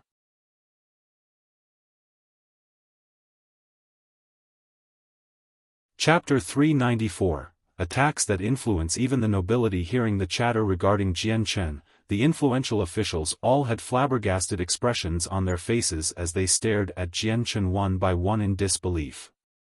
Everyone knew that the king of mercenaries was named Jian Chen, but those who had personally seen what Jian Chen had looked like were a small amount. No one could have imagined that Jian Chen was actually very young, even younger than the third prince. In simple math, Jian Chen spent less time cultivating than the third prince, but he was even stronger than him. This led everyone to believe that Jian Chen was a genius of unsurpassed prowess. The king of the Qinhuang kingdom boomed with laughter as he looked at Jian Chen with surprise. Good. Very good. I did not judge you wrongly then. Jian Chen, you are truly a giant among men if you were able to become the king of mercenaries at such a young age. Your future has no limits, and my son will benefit greatly from being acquainted with you. Xiaofan stood within the crowd of people with a look of utter fury at Jian Chen. Biting his lip, he muttered angrily under his breath, I didn't think you would be that nonsensical king of mercenaries. Humph, it doesn't matter who you are, I, Xiaofan, will not let you off easily. Hearing the mutters of Xiaofan, a cyan-robed middle-aged man asked, Xiaofan, could this be the one that humiliated and injured you yesterday? Correct, Uncle Wuxia, you must help me teach him a lesson. Otherwise, this is something I will never be able to swallow. Xiaofan spoke. Wuxia was an apprentice to his grandfather and was close to him. Wuxia's eyebrows creased together as he thought, I'm afraid it won't be easy. I had no idea that he would be the king of mercenaries. Although I do not know of his strength, he surely has to be stronger than the third prince by a good amount. Furthermore, he has earned the favor His Majesty.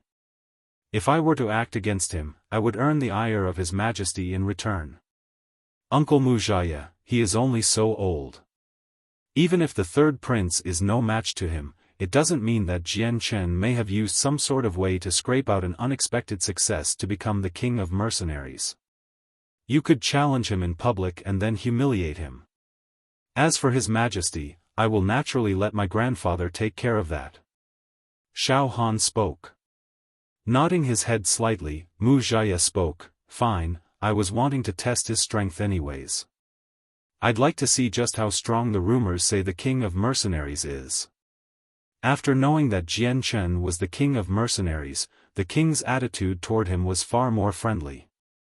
On the contrast, when the other princes had heard that Jian Chen was the friend of the third prince, they had all contorted with annoyance. Only 2 of the younger princes had been able to keep their cool as if the matter had nothing to do with them. Jian Chen and the king managed to exchange several more words before returning to the crowd. However, at this moment, every single noble and major powers had begun to treat Jian Chen vastly different from before. Charging at him, each one of them tried to get within Jian Chen's good graces. That was because in the past, every single king of the mercenaries had been at the very least a heaven saint master. At the highest, they had been able to make the breakthrough to become a saint ruler. When it came to these people, Jian Chen only politely responded to them without any deeper meaning to his words. Suddenly, a grand voice could be heard reverberating through the halls, causing all of the noise in the hall to stop instantly. Your Majesty, our Qinhuang kingdom was founded by the military since the ancient past and defended our country with our military might. Today is the birthday of His Majesty, but why is there a shortage of martial might? This humble servant's hand itches and wishes to compare notes with the king of mercenaries, Jian Chen. At the same time, I wish to use this show of martial prowess to be the gift to His Majesty. Your Majesty, if you could please allow this. Everyone's head began to turn as they looked at a cyan-robed man kneel to the ground as he spoke respectfully to the king. Hearing this, the king had a faint smile as he introduced Jian Chen to him. Jian Chen, this is the Imperial Army Captain, Mu Zhaye. The king had neither denied nor accepted Mu Zhaye's request and instead gave the right to Jian Chen. In the end, he too wanted to see just how strong Jian Chen was. Laughing, Jian Chen strode forward and cupped his hands. If Captain Mu Zhaye wishes to compare notes with this one and put on a show for the king, then let us make this a great present to the king. Laughing joyously, the king spoke, very well. If this is your answer, then let us all cheer you both on. With that, the king and an elder walked out of the halls with the entire crowd following after them. Within a large open space, everyone gathered around to watch Jian Chen and Mu Zhaye fight and were in an extremely jubilant mood. A fight between the Imperial Army captain and the king of mercenaries would definitely be a glorious spectacle. And in everyone's heart, they had wished to see just who would be the winner of the two.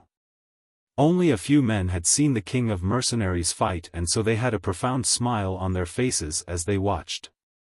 Mu Zhaye held his cyan-colored pike in his hands as he stared at Jian Chen fixedly. Although Jian Chen was quite young, being the king of mercenaries did not give Mu Zhaye the luxury of underestimating him. Jian Chen stood 30 meters away with a smile. Staring at the captain, he spoke, Captain Mu Zhaye, if you would please start it off. Seeing how Jian Chen had not yet taken out his saint weapon to fight, Mu Zhaye's eyebrows creased together with a small glint of fury. In his eyes, seeing Jian Chen bare-handed was an insult to him. Casting a cold glare and a snort, his legs stamped across the ground as he flew toward Jian Chen. At the same time, the pike in his hands began to glow with the wind-attributed saint force as he thrust it forward. Jian Chen's face had a slight smile as his right leg stamped on the ground. A thumb-sized stone suddenly shot up before being grabbed by Jian Chen with ease. His hand shook for a moment before the pebble then began to glow with an azure and violet light. The pebble shot straight toward the incoming Mu Zhaye. Ding! A crisp sound could be heard as the thumb-sized stone collided against the tip of Mu Zhaye's pike. Following the inconceivably strong impact, Mu Zhaye's arm and pike began to tremble from the force. Looking greatly shocked, the force of the blow had caused Mu Zhaye to stop for a moment before staggering backward several steps. Both of the hands that were carrying the pike were shaking violently and a small amount of blood could be seen from the web of his hand. Turning pale with fright, Mu Zhaye turned his head to look at Jian Chen. Despite all of his strength, a pebble thrown by Jian Chen had been able to force him back. This was far too much for Mu Zhaye to accept. Seeing how a single stone thrown by Jian Chen had caused Mu Zhaye's hand to bleed, the spectators had gone into an uproar. Each one looked on in disbelief. This display of strength had been nearly as great on their hearts as it was for Mu Zhaye. Could this be a battle skill of Jian Chen's? Some people began to ask. Even the king sighed in admiration. He looked at Jian Chen in disbelief for a moment before turning to give a look to the elder beside him. A single pebble had been enough for the captain of the Imperial Army to stagger backward. This was more than enough to let the king know that Jian Chen's strength was far stronger than he initially thought. An Earth Saint Master would not be enough to gauge Jian Chen's true strength, so he planned on bringing out a stronger person to do so instead. The elder standing next to the king nodded before walking out. Jian Chen, allow this old man to try. Before giving Jian Chen any option, the elder transformed into a blurry image as he charged toward Jian Chen. Jian Chen's lips curled up with a faint smile as he pointed outward with a finger, causing an azure and violet sword qi to shoot toward the elder. Knowing that Jian Chen was exceedingly strong, he didn't dare underestimate him. Forming a fist, he lashed out against the sword qi with a rippling amount of fire saint force. The sword qi was scattered apart by the elder, but there was an eye-catching wound left on top of the elder's hand. Looking at the wound on his hand, the elder's face grew dim. Swiping at the air, the fire element within the world began to congregate around his hand before instantaneously forming a giant sword of fire. At this sight, Jian Chen revealed a sneer before he raised his right hand as well. The fire elements in the world began to gather in his right hand at a faster rate than the elder and formed a giant sword of fire. No matter if it was color or by temperature, Jian Chen's sword seemed much stronger than the elder's. He has control of the energy of the world. How surprising is that? This is the magical power of controlling the energy of the world. Could he have reached the Heaven Saint Master realm?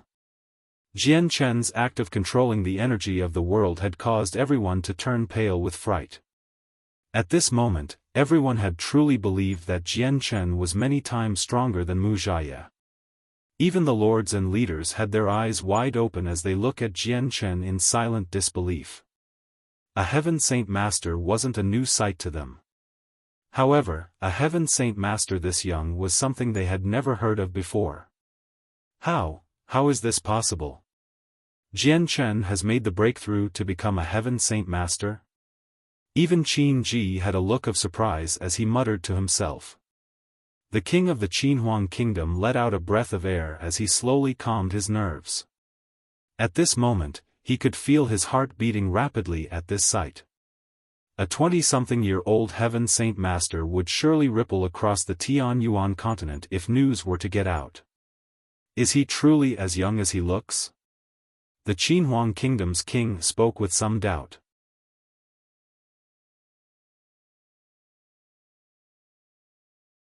Chapter 395, Midair Showdown. When the elder saw Jian Chen form a sword seemingly out of mid-air, his face instantly blanched in shock. But without pause, he condensed his own fire-red great sword and went at Jian Chen to try and slash him. When the elder swung out, so did Jian Chen. Waving his right hand, the sword instantly shot toward the elder. Bang! When both fire-red swords collided against each other, the two swords suddenly exploded with energy, causing an explosive bang to be heard as the entire sky washed over with flames. All around the two combatants, balls of fire could be seen flying everywhere at high speeds and high temperature. Run! Get back! Protect His Majesty! The surrounding spectators instantly spread out as they flew backward, while at the same time, saint force of every color appeared to form a protective armor for themselves and anyone of major importance. Seeing the sudden spread of the fire, even the king of the Qinhuang kingdom was surprised. But a white figure suddenly shot towards him as a cyan-colored man brought both the king and himself into the air by using his wind-attributed saint force. With a grab of the king's shoulder, the two of them flew away from the fire. Movement could be seen coming from everywhere as an Earth Saint Master began to spread out his saint force all over the palace. Several armored soldiers immediately flew forward in a hurried manner to form a protective line. At the same time, four elders and two middle-aged men strode forward from the crowd and circled around the ring of fire. Raising their hands, each one used a fierce blast of wind to curb and control the fire. The sea of flames had already concealed both Jian Chen and the elder he was fighting, but even within the flames, their movements were not hindered in the slightest. Just as the flames sent flying back at them from the 6 men earlier, it was suddenly stopped by an invisible force just 1 meter away. Allow this old man to fight you from above. The elder spoke as he flew 500 meters up into the air, transforming into a speck the size of an ant. The faint element of fire could be seen enveloping his entire body. Not willing to admit defeat, Jian Chen began to use the wind element in the world and gathered it around his body using his mind. Flying straight into the air, he quickly got within 100 meters of the floating elder. What? You can control the wind element as well? The elder spoke thunderstruck as he looked at the wind swivel around Jian Chen's body. The cyan-colored light surrounding Jian Chen's body had not gone unnoticed by the audience below. Each one of them cried out in shock, but not as loud as the several hidden heaven saint masters within the crowd. It was almost as if they had seen a monster as their faces contorted in shock. How is this possible? He was clearly a fire-attributed saint force cultivator, just how is he using the wind attribute? Could he be a wind-attributed saint force user instead of a fire-attributed saint force user? Impossible, there has never been anyone being able to use two different elements. He must be using some sort of strange method. Jian Chen, could it be that you are able to control both the fire and wind element? The elder questioned in astonishment. Smiling, Jian Chen replied honestly, correct, I am truly able to control both the fire and wind element. No, that's not possible. Just how could you control two elements? There has never been a single person who could do the same before on the continent. The man cried out. There has never been anything that cannot be done.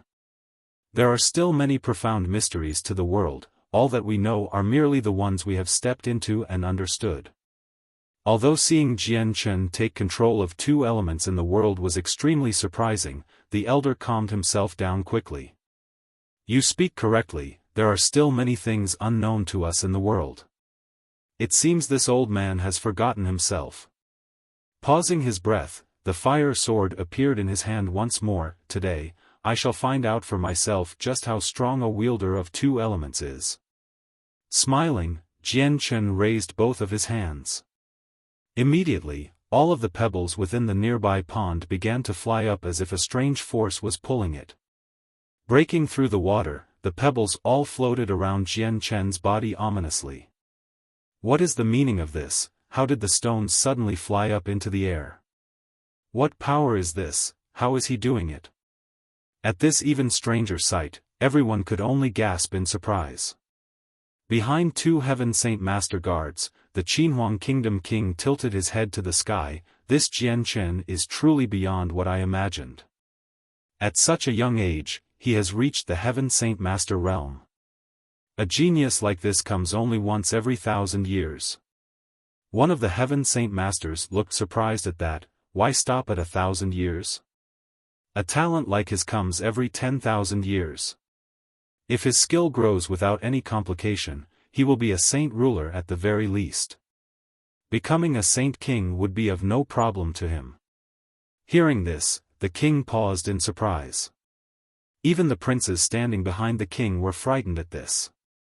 Struggling to maintain their composure, they looked at Qin Ji with a mixture of admiration and jealousy. As for Qin Ji, he had personally seen Jian Chen's amazing prowess with his own eyes before.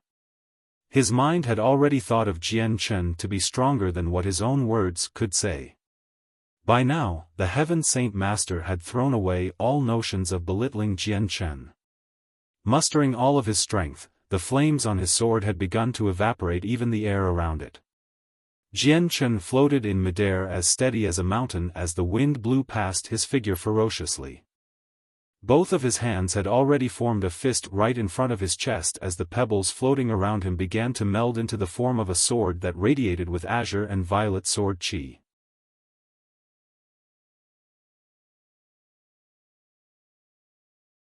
Chapter 396, Imperial Protector, Watch My Sword. The elder shouted as he brought the giant sword down toward Jian Chen with an inferno replacing the blade. Jian Chen's eyes flashed with a tint of the azure and violet shades of color. Right in front of him, the giant sword made from pebbles began to glow even brighter with the same color before shooting straight toward the elder. Bang! Another loud explosion could be heard as the elder's giant sword and the sword made from the pebbles clashed against each other. The flame-like essence from the elder's sword began to slough off in a substantial amount, each piece transforming into shooting stars that spread out in every direction before exploding like a firework would. The attack of the elder had caused some of the pebbles to be crushed into dust, but the remaining part of the sword continued its momentum and flew straight for the elder. With this blocking his forward momentum, the elder suddenly came to a stop as he heard the ear-whistling sound of the sword continue to fly. Staring seriously, he brandished his own sword and slashed out 3 more times with the flame sword, leaving behind an amazing streak of fire from its path as it struck against the pebbles. Ordinarily, the pebbles flying straight for the elder would have been so weak that they would have disintegrated into dust. However, because of the azure and violet sword chi, the pebbles had been hardened beyond their normal durability. So when they crashed against the elder's sword, several explosions could be heard from the resulting strikes. By now, the elder's body was like the flame and the pebbles the moths. Under Jian Chen's control, the pebbles struck at the elder in every direction possible. Just what is this devilish power? The elder thought to himself. His entire body was already covered with the fire-attributed saint force as he continued to swat the pebbles away while trying to find a way out. It was not like he had no desire to strike at Jian Chen, but the azure and violet sword chi surrounding the pebbles reinforced them so much that it was just too much for him to deal with. Even with the saint force covering his body, it was hard to defend against the strikes. With the constant barrage, just moving was difficult enough. Clenching both hands in midair, all of the nearby fire elements in the world suddenly congregated within Jian Chen's hands. In a flash, they transformed to become 2 swords with fire as the blade. Right as they formed, they transformed into a single streak of fire as it shot toward the elder with blinding speed and a fiery heat. The heat had been so intense that the surrounding air had turned pink from the distortion. Staring seriously at the 2 blades shooting at him, the elder brought his own sword up and slammed down on the both of them. Once more, flames burst out from the explosion and plumes of fire washed over the sky like a series of fireworks. The entire sky was replaced with a sea of flames as they spread from the elder. At this moment, the temperature in the surrounding area had already scaled up to a degree where even the king and the spectators felt as if they were in a steamer basket and were being steamed alive. Jian Chen's eyes continued to glow resplendently with a divine glow as the wind began to pick up in the area as if a howling storm was approaching. The sounds were like the screams of ghosts and blew the flames that were flying toward Jian Chen back toward the elder's position. In an instant, the elder was concealed by the flames. Jian Chen knew all too well that a flame of this magnitude would do nothing to a Heaven Saint Masterclass expert. At best, the elder would be worse for wear, but nothing more. Clutching at the sky once more, another sword of fire formed before flying at the elder's position. In an instant, the sword disappeared within the sea of flames without a trace. In the next, a fierce explosion could be heard as the flames suddenly blew apart. A white figure could be seen flying out from the fire. It was the elder. There was no serious damage that could be seen on his body, but he looked disheveled and his breathing was ragged while his clothes were already threatening to tear at the seams.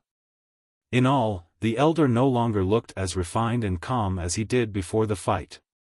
Floating in midair, the elder made no move to attack and instead continued to observe Jian Chen.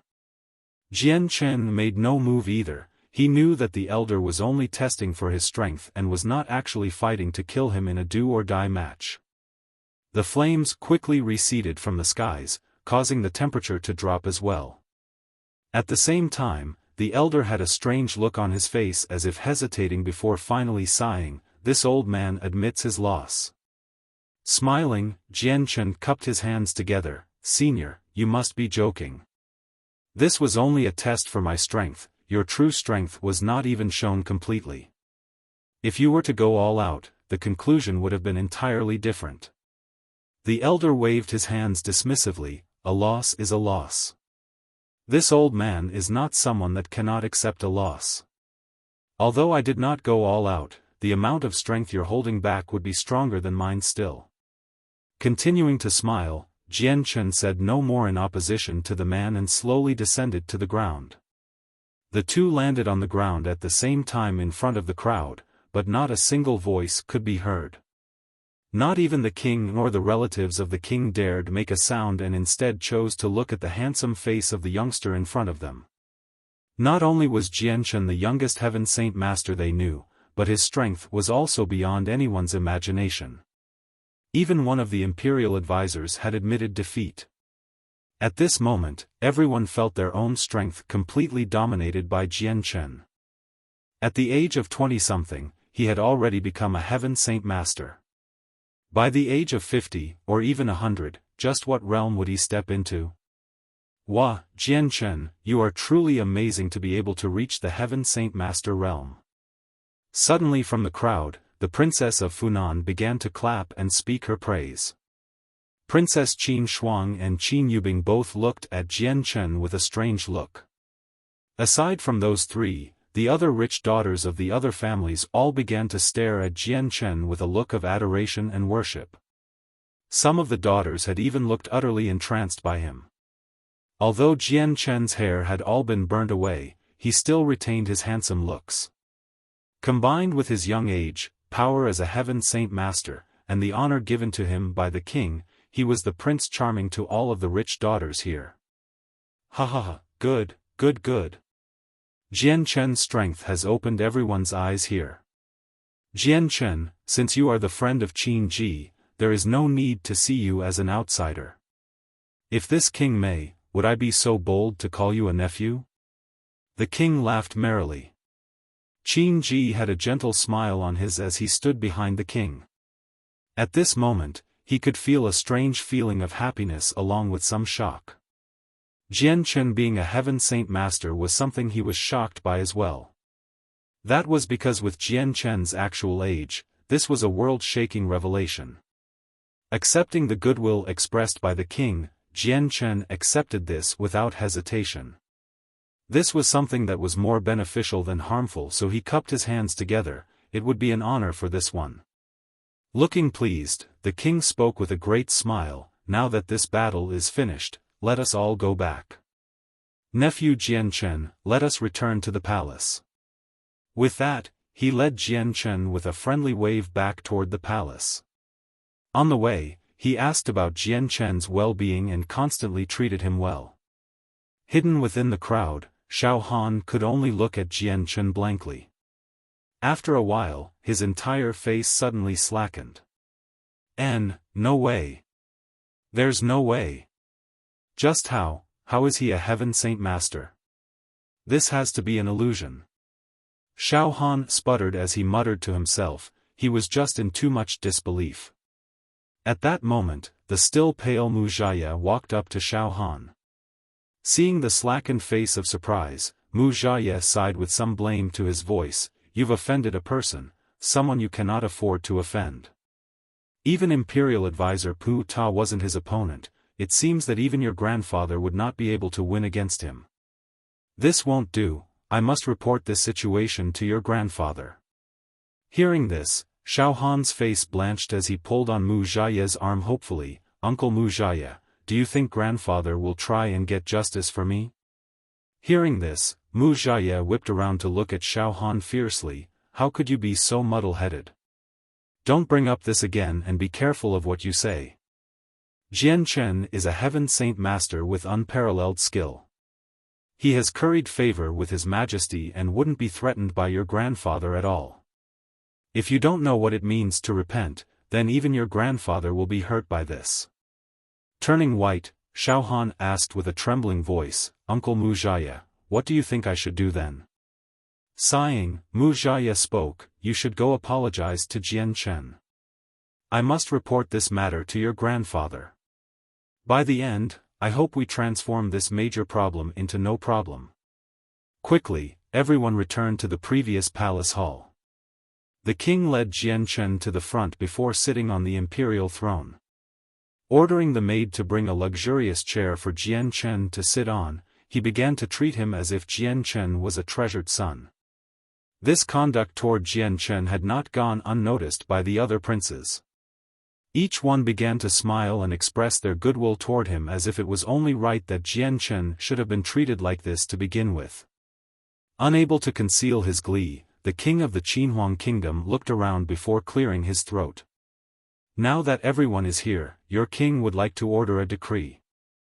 As of now, I appoint Jian Chen to be the imperial protector. Does anyone object?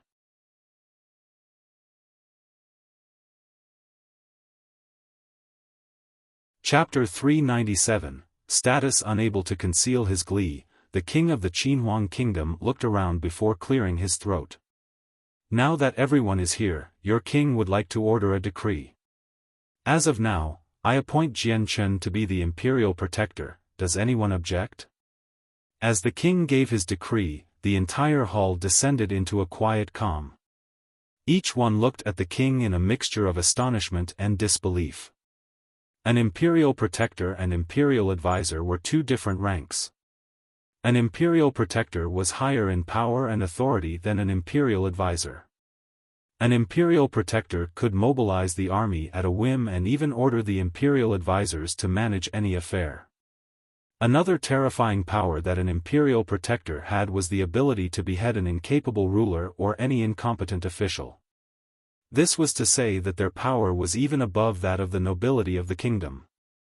The king of the Qinhuang kingdom had seen what potential Jian Chen had, so he appointed him to be the imperial protector.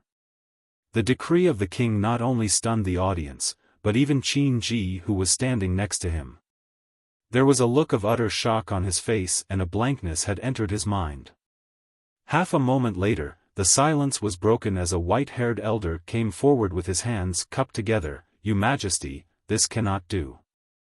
Jian Chen is deserving of a spot as an imperial advisor, but an imperial protector is not appropriate. Prime Minister Kirill speaks correctly. The title of an imperial protector is far too high for a decision to be made this quickly. It would be more proper for Jian Chen to take the title as an imperial advisor for now." Another elder spoke. "Your Majesty, the title of an imperial protector cannot be made too rashly. This should be talked with the entire imperial advisors or perhaps even some of the revered imperial protectors to see if he is qualified." Another simply dressed person spoke. This man exuded a large amount of air and was a general that commanded plenty of power himself. "Your Majesty," a countless stream of opposition could be heard from the audience. Although Jian Chen was a genius they had never seen before, the title of an imperial protector was truly far too great of a position. Many of the nobles were especially vocal. With Jian Chen's age, they didn't dare let him be an imperial protector. At the same time, there were also a large amount of supporters of the king. At that moment, 20 people suddenly appeared in the palace. The majority of them were elders, but some were middle-aged and 3 were 30-year-old women. These people quietly walked up to the back of the palace without a word or anyone noticing them. When the king saw the group of people standing behind the crowd, he revealed a small smile. "That's correct, the title of an imperial protector is not something a king could appoint. This power goes to the imperial advisors and 4 imperial protectors themselves." With that, the king stood up from his throne. "With that, I would like to invite the imperial advisors to investigate. Does Jian Chen have the ability to be one? I agree to appoint Jian Chen to be an imperial protector." One of the elders spoke out in agreement. Smiling, he cupped his hands together in salute to Jian Chen. "I pay my respects to the imperial protector." "Your Majesty," with just a few imperial advisors agreeing, "it will be hard to convince the crowd. If His Majesty wishes for Jian Chen to be an imperial protector, then all of us imperial advisors need to consent." An elder spoke. Smiling, the king replied, "Commander Shu speaks the truth. Now then, imperial advisors, what do you think? We all give our consent to allow Jian Chen to be an imperial protector." An elderly voice called out from the back, causing everyone to turn around. When the crowd saw just who these 20 people were, they all looked at them with shocked eyes and open mouths. Each one of these people held influential positions and were all imperial advisors in their own rights. At this current moment, all of the imperial advisors were already gathered here. The group of 20 imperial advisors began to walk forward, the entire crowd splitting apart to form a road for them. In a quick moment, they arrived right in front of Jian Chen. Before everyone cupped their hands, we pay our respects to the imperial protector. At this sight, the king of the Qinhuang kingdom began to laugh without holding back. On the contrary, the crowd continued to look on in shock as if trying to comprehend what had just happened. One of the imperial advisors spoke out loud, "Everyone doesn't need to worry." The appointment of Jian Chen to become an imperial protector was also approved by the 4 imperial protectors as well. The 20 of us just recently made contact with those 4 before we gathered here. If anyone has any suspicions, they can go to any of the imperial protectors for proof. With that, the entire audience began to grow noisy once more. The imperial advisors of the Qinhuang kingdom were all heaven saint masters, so when they saluted Jian Chen, he was knocked in for a loop. At a loss for what to do, Jian Chen didn't know what to think. In no time at all, he had been inducted to become one of the imperial protectors of the Qinhuang kingdom. "Your Majesty, this one's experience is still quite lacking. I'm afraid that I may fail to please." Jian Chen bowed to the king. Laughing, the king replied, "Nephew Jian Chen, appointing you as the imperial protector is something that the 4 imperial protectors have consented to. With this king cannot make any decision." There was some hesitation on his face. Becoming an imperial protector for the Qinhuang kingdom was no small matter. However, because of how fast this situation had developed, Jian Chen had no time to figure the benefits and detriments and could not come to a resolution. Seeing the look of hesitation on Jian Chen's face, Qin Ji's own face had a minute amount of worry to it. He and Jian Chen had only a regular relationship for now, but he was absolutely willing to have Jian Chen be an imperial protector since it would be a tremendously good thing for him. But this expression from Qin Ji had gone unnoticed by Jian Chen since he was currently stuck in a dilemma. Although the title of an imperial protector was indeed high, but he didn't wish to be tied down by it. The entire palace began to grow in noise as everyone looked toward Jian Chen. Xiaofan on the other hand had gone as white as paper before shaking all over. The authority of an imperial protector far outstripped the powers of his grandfather. It could even be said his grandfather would be a subordinate to Jian Chen. Qin Ji's face grew more and more panicked as he feared that Jian Chen would not accept the title of an imperial protector. In the end, he couldn't hold it in anymore and spoke, "Jian Chen, being an imperial protector of our Qinhuang kingdom means that you would be able to use the space gate of our kingdom without any limitations and our resources. Even your authority would be comparable to the king." Upon hearing the ability of being able to use the space gate, Jian Chen's heart skipped a beat before he spoke, "Your Majesty, if I were to become an imperial protector, would I have to limit my movements?" "Of course not. Nephew Jian Chen, you will not be limited in your travels as our imperial protector. We only wish that in our moment of need, you will come to help us and to not work against us." The king smiled. With that, Jian Chen came to a conclusion. This was a deal that was almost all benefit with no detriment. With the Qinhuang kingdom's strength, the chance of it being in danger was practically nil. With that thought in mind, Jian Chen no longer hesitated and agreed to be an imperial protector. We pay our respects to the imperial protector. After Jian Chen's consent, every single person within the audience began to swoop in to give their respects.